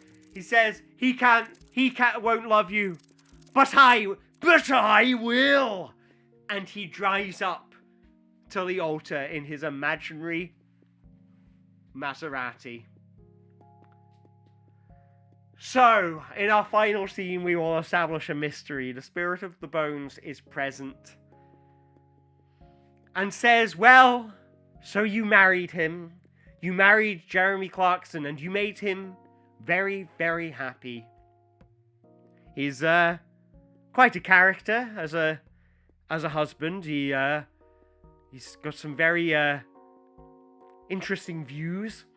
But you know, you make each other happy, and as you grow old, you look out the window and wonder what might have been. You look back at the fourth wall and remember what used to be there. And you ask yourself, would your life have been different if you'd never come into this realm, into the film world? Jeremy Clarkson enters holding your hand, and you enter holding his hand, and he's making brum brum noises because he's happy. It's what he does when he's happy. And love has chased all the anger out of him. He is a changed man, and he's a lot less right wing now. Auntie M enters and she says, thank you for marrying, because now we have our inheritance and we were able to use that money to buy back Twitter. And now we have Twitter again. And Uncle Roger says, you did a good thing. Even if you didn't, maybe you married for love, maybe you didn't, but you brought a lot of people happy. And Samus Aran enters and says, mission accomplished. You taught me a lesson too. That not every marriage needs to be for love. Some marriages of convenience can do good for the world as well. It made Jeremy Clarkson a bit less right-wing, and it got Twitter back. We bought Twitter, and it's nice. We made it nice.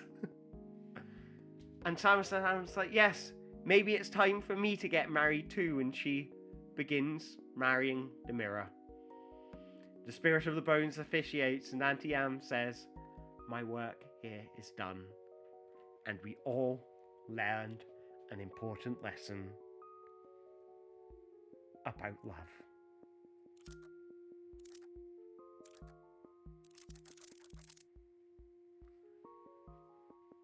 On our closing credits, the Spirit of the Bones sings a theme from Frasier.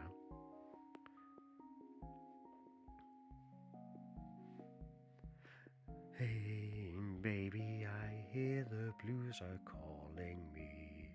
Toss salad and scrambled eggs. Oh, toss salad and scrambled eggs.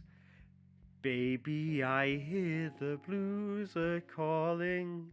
Toss salad and scrambled eggs.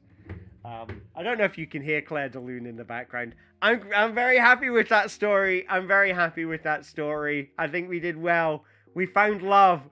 You found love. You found love in that story. So, how do we feel about one more story? One more beautiful movie. We've had 3 fantastic movies so far.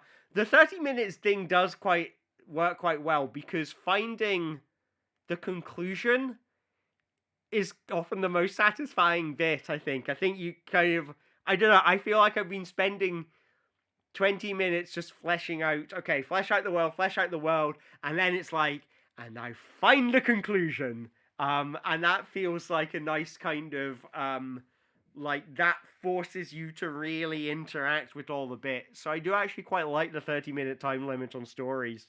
So, what say we, one more 30-minute movie story. We're going to come up with an awesome plot for a new short film. You all know the drill by now.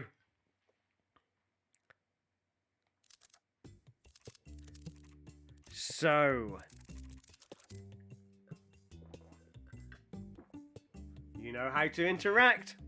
I don't know if you can hear the music. If you can't hear the music, it's fun music. So, Red Sonic is entering. Red Sonic. It's your arch nemesis. It's your arch nemesis. Red Sonic. So, Blue Sonic will be here to inspire me. He'll go back to observe. There we go. It's my manager. So, we need one character and one location. Feel free to add more. We've got one character who's Red Sonic. But you can add more characters if you want to, and we need a location. What is going to be our starting location?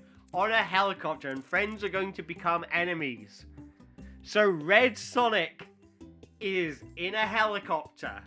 He is in a helicopter. So, let's say Red Sonic is it's a rescue helicopter, and they're flying over the mountains. He's with the air ambulance, and he's there, and he's like, whoa, gotta save some people who have broken their legs on a mountain. Oh no, I gotta rescue my dad. I gotta rescue my dad in the air ambulance. Chop chop.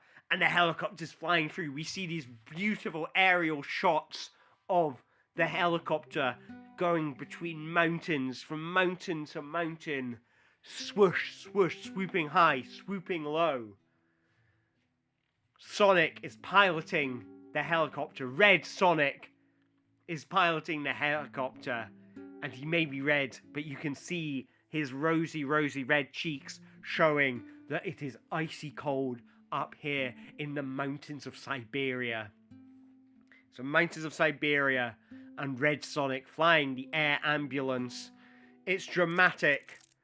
He jumps out without a parachute, jumps, spins in the air, grabs a snowboard, and starts beginning to snowboard down the mountain. He's looking for the victim of whatever accident there's been. He's snowboarding. Dr. Horse follows behind him, also on a snowboard. And it's a horse. It's a horse who's also a doctor with a stethoscope and everything. And says, okay, Red Sonic, you lead the way on your snowboard, and I on my skis. and stethoscope, shall find my way to you with the medical supplies to help this poor broken-legged person who is appeared to be broken-legged upon this mountain in Siberia, and they're having a radical time. Dr. Horse also, he was shouting that down from the plane, and then he jumps out on his skis, and he does kick-ass ski tricks. Dr. Horse. Well, I've had a lot of male characters. This is female doctor. Female Dr. Horse is a woman. She's a horse, but she's a female horse. Red Sonic dodges an avalanche. He is snowboarding in front of this avalanche. Whoa! Whoa! And he's managing to dodge and weave in between it. Red Horse, looking from below. She's like, oh my god! She puts her hoof up to her eyes to shield it from the sun. Oh, Red Sonic's gonna get caught in that avalanche. I'm gonna need avalanche-related doctor supplies. And she checks her bag of doctor stuff to make sure that she has avalanche-related supplies in there. But the avalanche catches up with Red Sonic. Kablum, kablum, pablum. Buried under snow goes Sonic. Oh no! Horse Doctor can only look on in awe. End of scene 1. The soup zone. We are in the soup zone. Red Sonic needs to rescue his dad. They are in the soup zone. Why are they in the soup zone? Maybe... Okay, so Sonic is unconscious. Is he in a coma? Is he imagining himself in the soup zone? A giant cosmic bowl of soup? And Dad Sonic is there with him. Father, I need to rescue you. I need to rescue you. He's like, oh, it's so hot. It's so hot amongst all this soup. And he sees Dad Sonic drowning and sweating because of the hotness of the soup, but also drowning because hedgehogs can't swim that well. And Red Sonic is trying to swim closer and closer to his dad, but in this dream sequence, his dad stays the same distance away. And no matter how hard Red Sonic swims, he cannot catch up to his dad while his dad is sweating and drowning in this cosmic soup in a coma dream. Red Sonic grabs onto a big crouton and floats in it. He's out of breath. Father! Dad Sonic is drowning in the distance. An avalanche comes down. Snow coming towards him. He gasps. He realizes, avalanche! I'm still in the dream. I'm in a coma. The avalanche. That's where I was. And he immediately wakes up from his coma in the icy cold snow. Next scene. We're inside a little cave, and the horse patriarchy is present. Yes.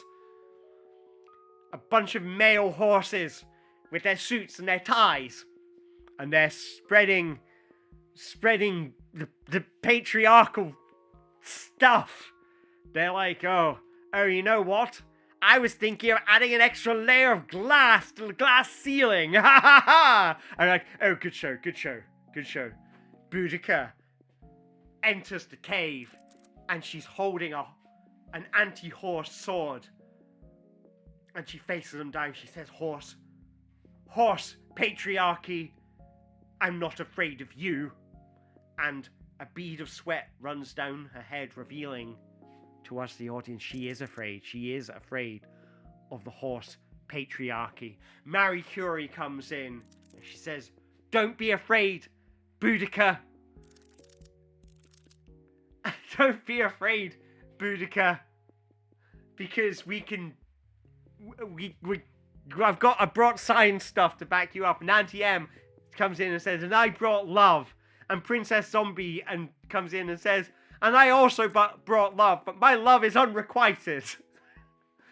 Dr. Horse enters and says, and you've got my medical supplies. But then she's like, oh wait, I need to go and save Red Sonic, and trots off into the distance. Samus Aran enters and says, blip, blip, I've appeared on the planet Earth. This is her arm cannon, by the way. I've appeared on the planet Earth, and I heard This is the last base of the patriarchy, who are now only horses. I must eliminate the patriarchal menace. And she goes into the cave and she charges up her thing. The horse patriarch, she charges up her ice beam and she fires an ice avalanche at the horse patriarchy, who dodge out of the way of the avalanche. The horse patriarchy, they're fighting back. This is if Samus Aran and her friends eliminate the horse patriarchy, that is the end of the patriarchy in the entire galaxy. So the horse patriarchy, they dodge and they roll.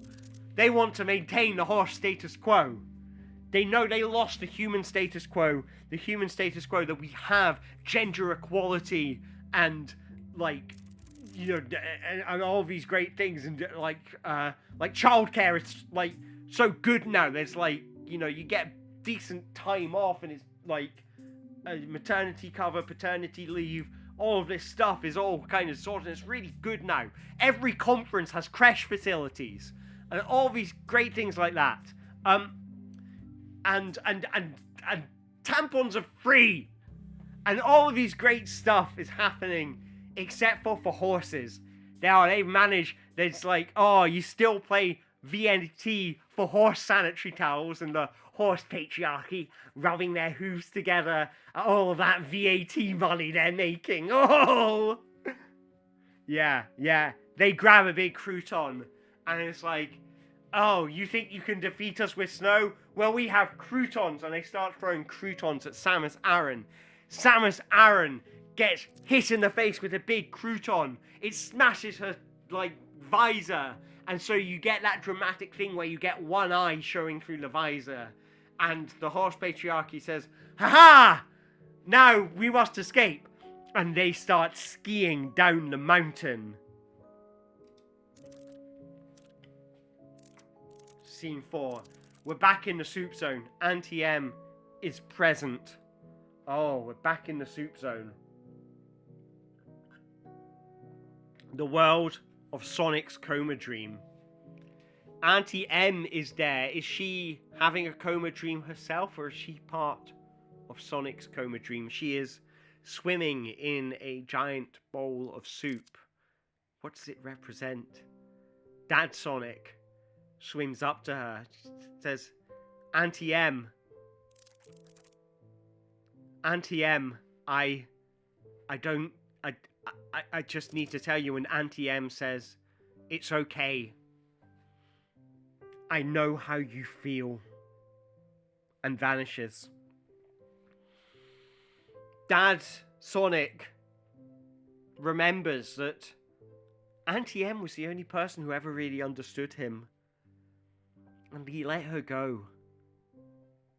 He let her go into the fictional world. They were just watching a movie together, and she decided to escape into the fictional world, and he never saw her again. And she was the only person who ever understood him, his best friend. His best friend. But the grief can be powerful sometimes. Grief can be powerful, and sometimes sadness can embolden us to do things we never thought we were capable of. And Dad Sonic, fueled by grief, suddenly starts swimming in the soup. He never realized he could do it. He'd always held on to croutons to try and float, but he's swimming now. He's swimming, and he starts to soup. He starts souping. He himself is turning into soup.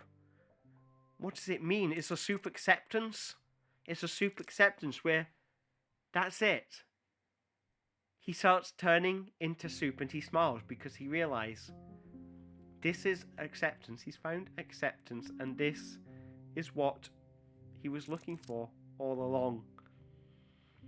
Auntie M emerges from the soup, a vision, and she looks at him, and Dad Sonic just laughs and is like, Even on the other side of the fourth wall, you still find ways to surprise me, Auntie M. As he starts to drip away into more soup. Auntie M leaves. But Dad Sonic knows His mission's been accomplished. He'll be okay. He falls into the bottom of the soup bowl. The helicopter has landed. Red Sonic needs to rescue his dad. He's been dug out of the snow. He's had his coma dream, and he realizes he needs to rescue his dad. Dr. Horse is there. Says, Red Sonic, are you okay? You need medical attention. Gets out her stethoscope with her hooves and says, and she's like, oh, I'm sorry, I've got very cold hooves because of the shoes, the metal shoes, they're very cold. And she puts the stethoscope on and checks he's got a heartbeat, he's fine. So, Dr. Horse, oh my god, she needs to decide whether to help Red Sonic or stop the Horse Patriarchy. She can see them getting away in the distance. The Horse Patriarchy are skiing away in the distance. If she doesn't get them now, she never will. Marie Curie whips up a science potion, like some great chemistry stuff, and she says, I'm going to fight. I need to fight. And she drinks a science potion. She hulks out, and then she jumps down the mountain to chase after the Horse Patriarchy. Samus Aran is also present. She's watching this. She's got a crack in her visor. Red Sonic is sweating. He's just had a terrible... He's broken into a fever. Red Sonic is broken into a fever. He's got pneumonia from being buried in all that snow. We need to save him. We need to save him. Dolly Parton comes in. She's been working 9 till 5, so she arrived a little bit late. But she's like, I'm here to fight the patriarchy, Sugar Plum. And Red Sonic starts longing for his father. Father! He's clearly delirious. Hello, Matt. Welcome to the stream. Cowabunga indeed. And hello, Jimmy. And hello... Oh, I see a lot of people. I've just been raided. Thank you for the raid. Thank you for the raid, Matt. I didn't track that's what was going on. Hello, everyone. Hello, everyone. Hopefully you can figure out what's going on. Working 9 till 5 was the way you lost your living. So, Red Sonic is longing for his father. The horse doctor is laughing because she knows she has been given an impossible decision and all she can do is laugh. Is she going to ski down that hill and chase after the Horse Patriarchy, or is she going to save the life of Red Sonic? The fish Pope enters. Blob, blob, blob, blob, blob. And flops around a bit and says, you know what you need to do, Dr. Horse? You know, you need to accept death. I shall read the last rites to Red Sonic. You go stop the patriarchy. Blob, blob, blob, blob, blob. And Samus Aran taps Red Sonic on the shoulder and says, I will save Dad, Sonic, and blasts off on her jetpack, leaving Red Sonic alone with crippling pneumonia with the fish Pope reading out the last rites, while everyone else goes off to fight the Horse Patriarchy. Next scene. So, we're outside a little cave. Princess Zombie is present. She couldn't chase after the Horse Patriarchy on their skis, even though she really wanted to, because she is slow and zombified. Her zombie nurse makes her slow and lumbering, so she's kind of difficult to move. So she's outside this little cave watching in the distance as her friends go chasing after all of these things. Auntie M laments her state of perpetual undeath. That's right, because Auntie M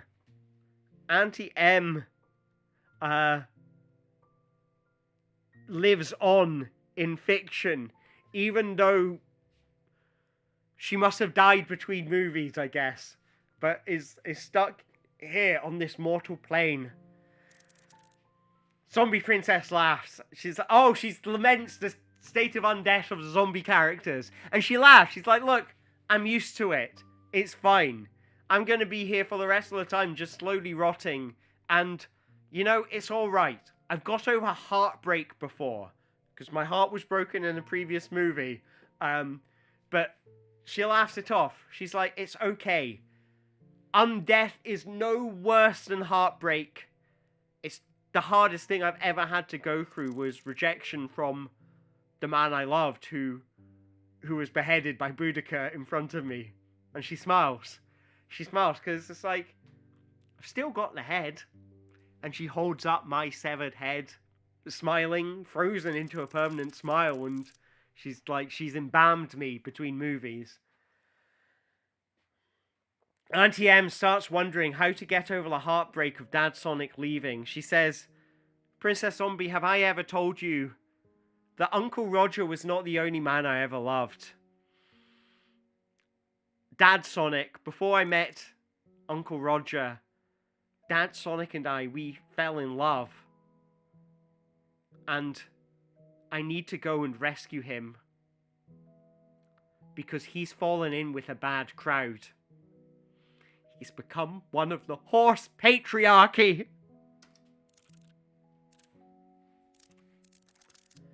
We're at the funeral of Dad Sonic.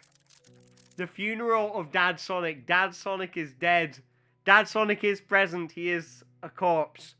And Dr. Horse is still needing to decide whether to help Red Sonic or stop the horse patriarchy. I feel like she made that decision, but the script says otherwise.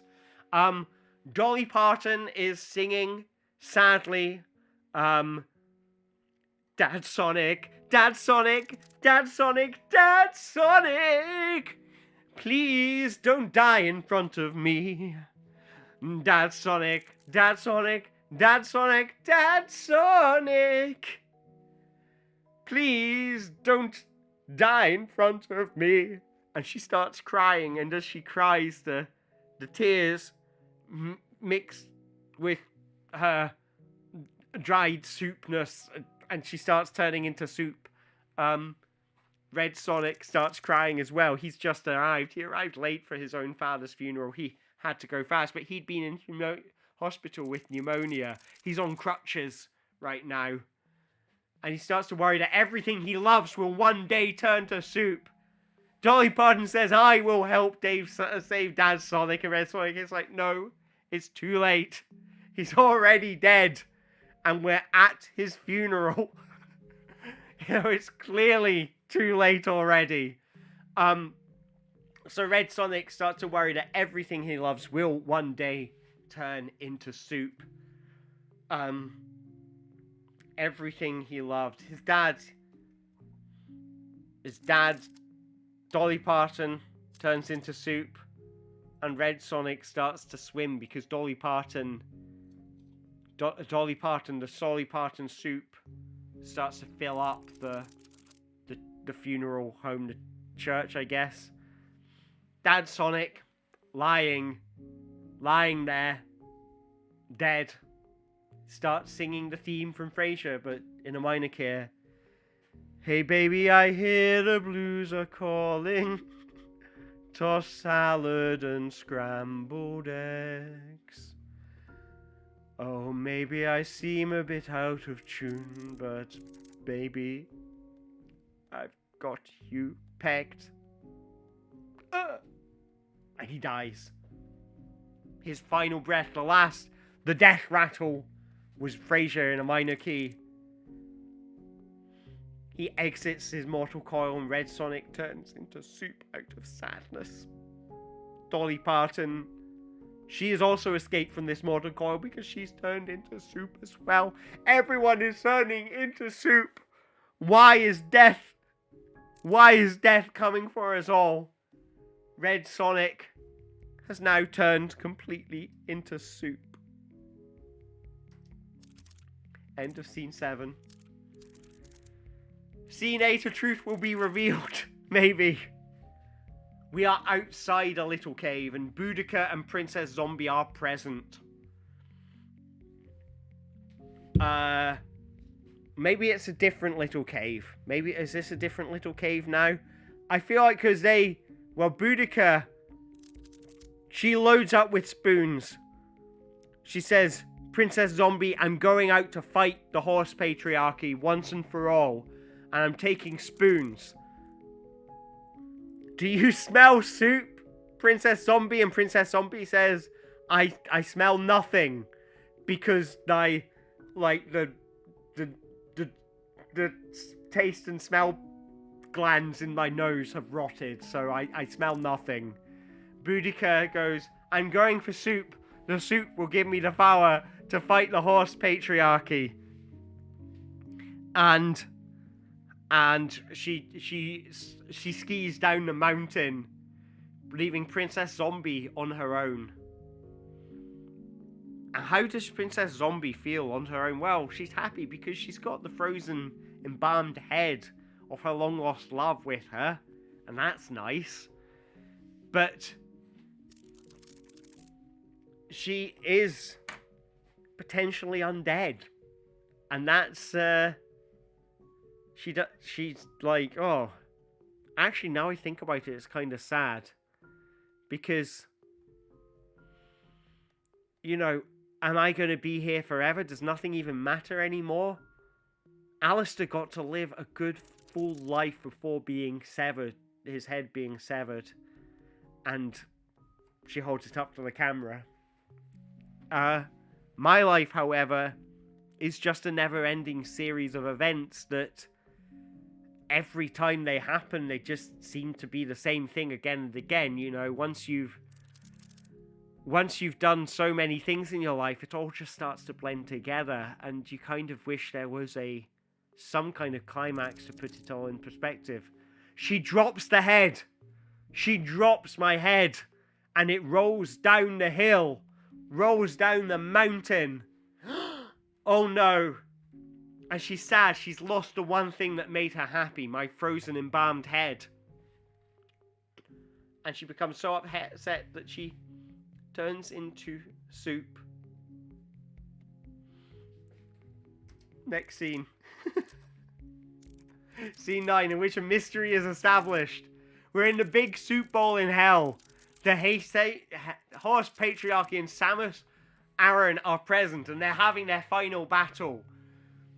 Boo-boo, boo-boo, boo-boo. She's shooting all of these horses in hell. They've gone all the way down into the bowels of the earth in hell. She's having her final battle against the horse patriarchy.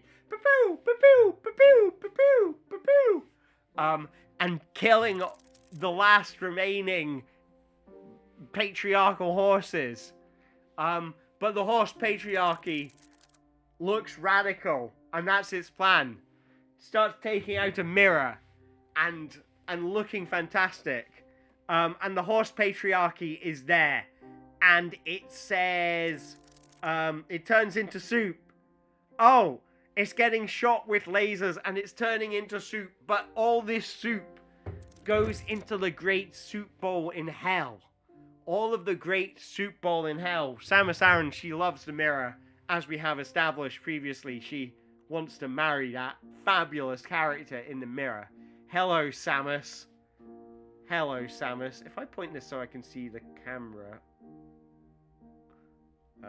Oh, that's... hello. That's fun.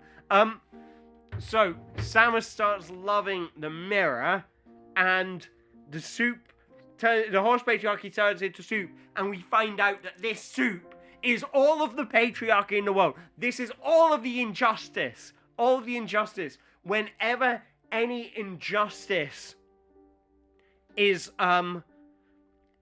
whenever any injustice is thwarted, it becomes soup and gets added to the soup pile in hell. And one day, this soup is going to erupt. And that's why they were only all turning into soup. Because that's the only way they could get into hell to find it. They had to become soup. They took on a load of patriarchal values. And they said, actually, maybe, like, that's what they started thinking about, going, oh, well, maybe, maybe men are genetically, like, designed to, like, do work, and women are genetically designed to cook food. Yes, and that's what caused them to turn into soup. So they could travel into hell and into the soup dimension in hell. And Red Sonic says, okay, we're all here for one final battle. And they all join together. They all join together into one final thing. So they turned into soup. They went down to hell. They're forming a Voltron. So Dolly Parton becomes the arm. And Dr. Horse becomes the other arm. Samus Aran is the leg. Dad Sonic is the head. Red Sonic is the other leg.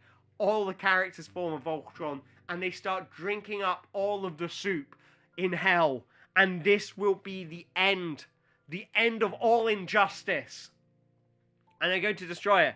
Princess Zombie exits. She can't stay in hell that long because she's not dead. So she's only there visiting.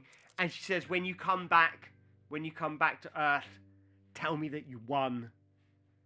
Dr. Horse, because Dr. Horse, she's the head, she's the mouth of it. She uses her horse mouth to drink all of this soup, which is kind of spread around the guts of the giant Voltron. Samus Aran sweating from the hotness of the soup, but she can bear it. She's got the Varia suit on so she can deal with the heat of the soup, but the crack in her visor letting in the hot soup vapor, causing her to sweat. But then she's like, I don't know if I can take it anymore. She looks into the mirror and says, do it for love. Do it for love, Samus! And they feel powerful. Dad Sonic says, my work here is done. This is the rest of you now. You can finish this off. My work here is done. I was just a pawn in this game.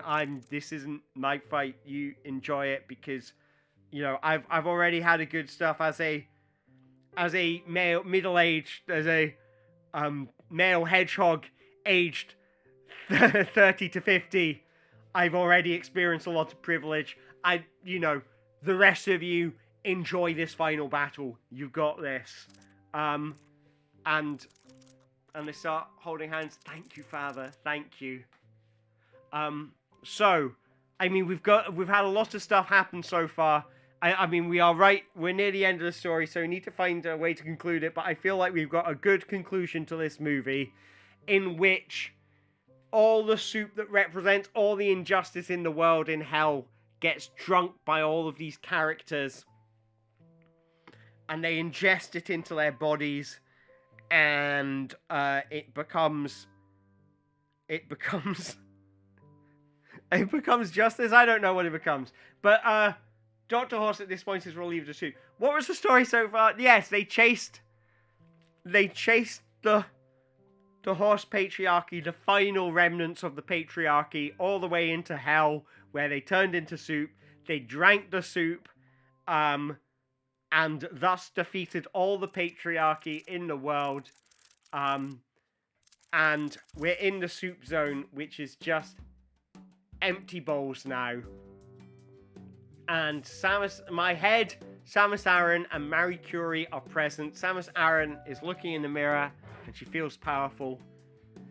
And Auntie M comes in and she says, well,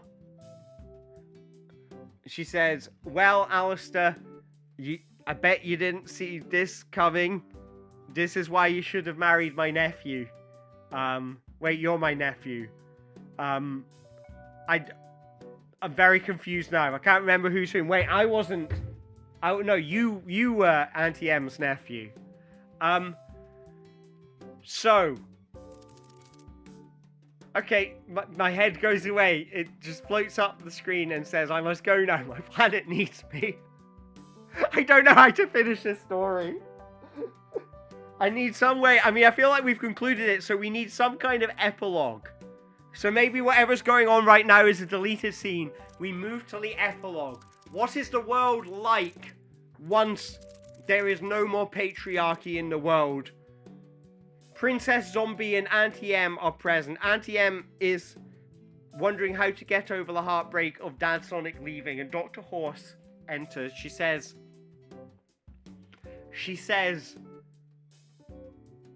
there's lots of problems in the world, you know? There's lots of difficulties and challenges that we have to deal with. You know, sometimes there's heartbreak. Sometimes there's longing. Sometimes you can't get enough food on the table, and sometimes you can't heat your home. And sometimes you're just not getting paid enough. And sometimes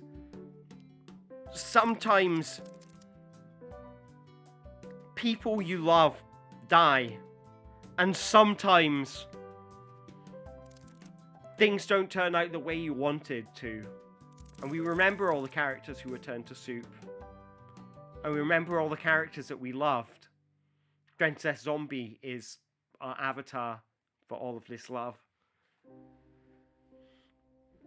But we remember that there are more experiences to be had, more fights to break, and if we can stop the patriarchy in hell, then maybe we can get over anything. We overcame the patriarchy in hell. It was made of soup. We can overcome anything. And maybe heartbreak, we can get over it. We can turn heartbreak into soup and we can drink it. And maybe we can turn grief into soup and drink it. And maybe we can turn regret into soup and drink it. That all of these experiences, yes, life is full of negative experiences. But we can learn from these negative experiences. We can grow. And yeah, things were bad. Things were bad under the patriarchy. There was so much unfairness and injustice. Now it is gone. We can look back at it and feel happy because we know what we have to lose now. In this utopian world where there is no more injustice, we know what there has to lose.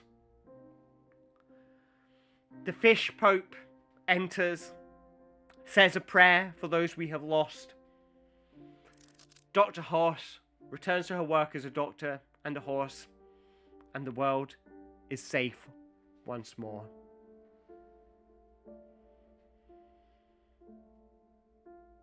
Credits roll. I feel like we all learned something through that one. Round of applause, everyone. We overcame the patriarchy and, upon doing so, learned a valuable lesson that anything can be overcome, including the most difficult and challenging of our emotions. Thank you very much, everyone, for coming along. We have one final thing to do, and that is to name this piece, this quadrilogy that we have created, these 4 short stories. So, if you can think of a name for what this quadrilogy of movies should be called, type it into chat now. Artholomew video is going to come on screen and chat to us for a little bit. And then we have a little debrief session where we can chat about things like which bit our favourite thing was, and could you see me scratching my nose there because it looked like I was picking it. What a beautiful art performance. It really was something very special, wasn't it? Now, with your audience, choose a name for the masterpiece that you have created and type it into the box. So, we need a name for this masterpiece of cinema that we have just created. Delete what was previously there. I mean, I quite like Thank You, Dr. Horse. Love, Lost, Soup, and You. Love, Lost. It's almost like, yeah, live, laugh, love. Live, laugh, love, lose, soup, you. Thank You, Dr. Horse I kind of like that as a title. I want to, like, so love, lost, soup, and you. I mean, how about live, laugh, love, lose,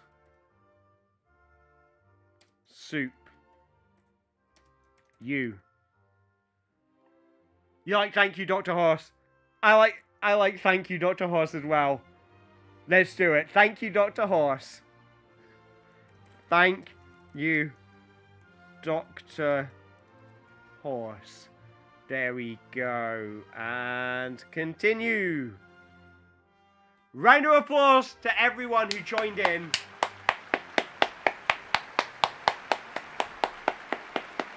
And I know there's more people who contributed to these stories. The way I hadn't thought about that in the head. It's supposed to say thank you to everyone who's contributed this evening, but I realized, yeah, because tech reasons. So, anyway. Well, that was some experience. Before you move on to your next challenge, why not take some time to talk with your audience about how this experience was for them? What did they enjoy? What did they take away from it? And of course, those same questions to you yourself, the streamer. How do you feel after performing this piece?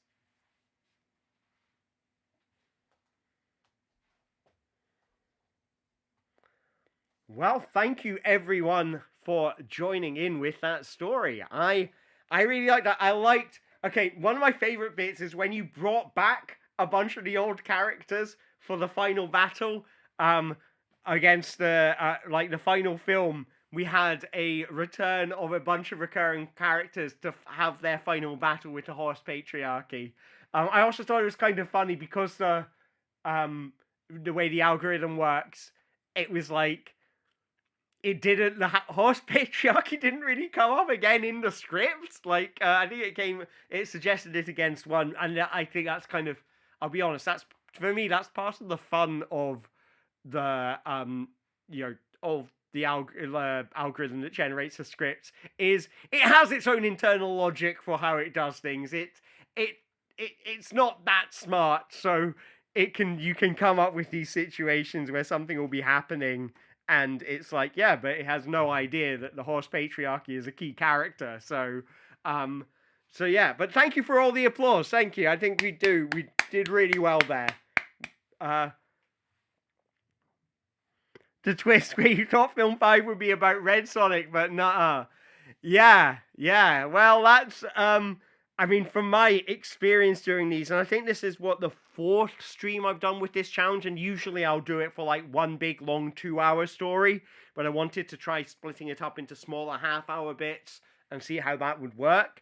But I've noticed the previous ones always have a habit of they start and you think the story is going to be about one thing, and either through just what gets added over the course of the story or what the computer decides to spawn in the text ends up taking it in a different direction. So I do kind of like that about it.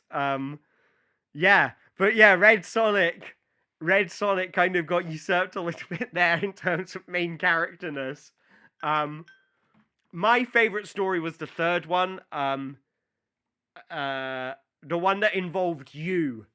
I think, okay, whoever added in you as a character, that was a piece of genius play there. That was really nice, because the idea of having you, the viewer, are now part of this story, and well done. Thank you, Foodmasky.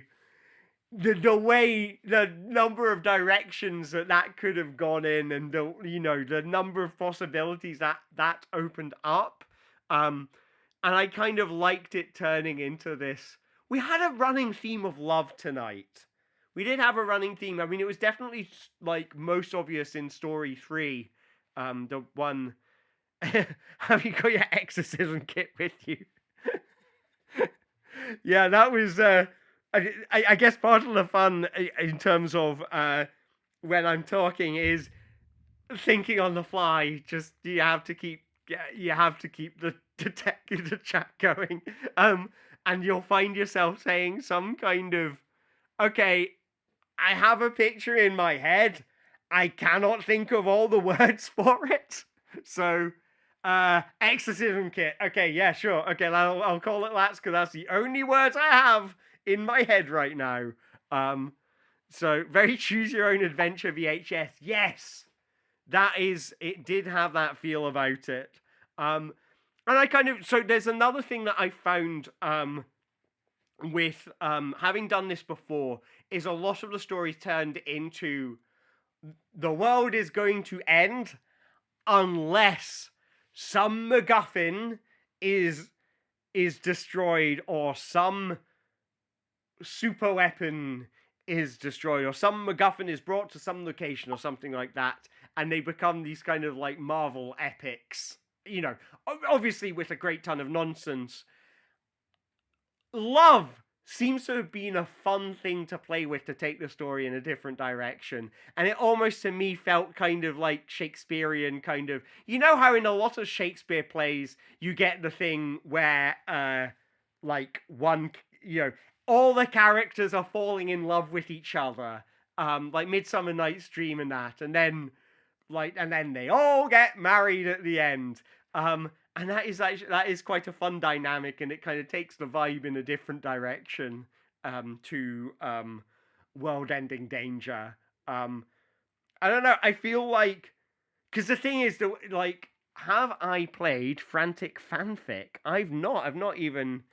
Your favorite is Samus Aran and Tamira. Yeah, that was really fun. I loved that came up. That was really, really cool. I like, and I can't remember how much of that came from, like, came from yourselves typing in things like that. And no, that was falls in love with Samus Aran as a character, you know, as an action. And the computer, because it's basically just doing a random number, I will pick one of the characters who is present, and I will pick one of the stage directions, and I will add character to stage direction. And it made Samus Aran fall in love with Samus Aran. And it was like, I love it when the computer just throws these like weird situations at you, and it's just like, yeah, play with it. So, and I thought you were all really good at adding to this. Like, you put in some really good, fun stuff there in terms of, like, you know, the computer was delivering some stuff. I was sort of fleshing it out a bit, and then you were adding some really nice twists and curveballs in there, and uh, making it kind of like some nice observations, interesting directions, and that. So I thought you did a really good job of just kind of adding in a lot of nice twists and turns for the story to go in. Frantic Fanfic is a browser-based party game where you all write some characters and deals them out, and then you do exquisite corpse fanfic writing as a group. Very fun. That sounds really fun. That sounds right up my street as well. Um, I've never done that.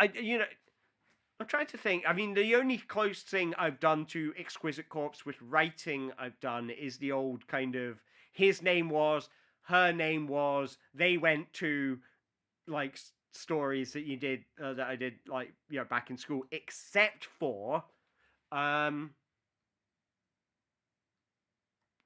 I'm trying to think. I mean, I was kind of Exquisite Corpse. Like, with my brother, we did haiku writing. It was like me, my brother, and my dad. And we'd each write the first line of a haiku and then pass it on to the next person. Um, and then they would add a line, and then it would go on to the third person, and they would add the final line, and then we read out our collective haikus. Um, and that was really, really fun. Very simple game, but it ended up really, really fun. I will have to look up Frantic Fanfic because that sounds right up my street. But yeah, I've had a lot of fun this evening. Thank you very much for being part of that, and thank you very much for all your contributions, because I think it really came alive tonight. I think you did a fantastic, like, in terms of the amount of variation, energy, running jokes, imaginative ideas and stuff that you were all delivering, like, was fantastic. So I had a lot of fun trying to fresh out the specifics. And yeah, I enjoyed doing that. So basically, what's next for streaming from me? I would like to do another stream before Christmas, and maybe I might be back online on Sunday night, maybe. So watch this space. I tend to sort like figure out these things quite sporadically. If you're not following me on Twitter, Twitter's usually where I post, oh, I'm going to be streaming at this time or something, because I'm not particularly regular with this. So if you are on Twitter and want to follow me, and aren't following me already, then my Twitter handle is the exact same as my handle here on Twitch. But yeah, thank you very much, everyone, for coming along. Thank you for joining in with that. I hope you had as much fun as I had, because I had one hell of a time. I've been holding this bottle of water for ages and haven't taken a swig from it. It's probably a good time for me to stop and rest my voice. But yeah, have yourselves a fantastic evening. I am going to have a wee look and see who is online right now. And if there's anyone that we might want to raid. And I am going to say, so we've got Ruffled Bricks is on, and he is doing Worms Armageddon deathmatch speedruns. That's always good fun. Thank you very much for posting the link up, Sam. Much appreciated. So we're going to go to Ruffled Bricks, who's doing Worms Armageddon speedruns. I like Worms Armageddon. You don't often see people running Worms Armageddon, it seems, so that sounds like fun. Have yourselves a fantastic evening. Look after yourselves, look after each other. Hope to see you again soon, and yeah, keep on being awesome and kicking lots of ass. You amazing, awesome people. So, pick a live channel to raid, find a keyboard, and let's start a raid. Okie dokie. And I think that's us. I can never figure out exactly what's going on in these raids, so I'll press raid now. I don't know when I stop being on screen. But have yourselves a fantastic evening, everyone. Catch you all later. All right, bye, everyone.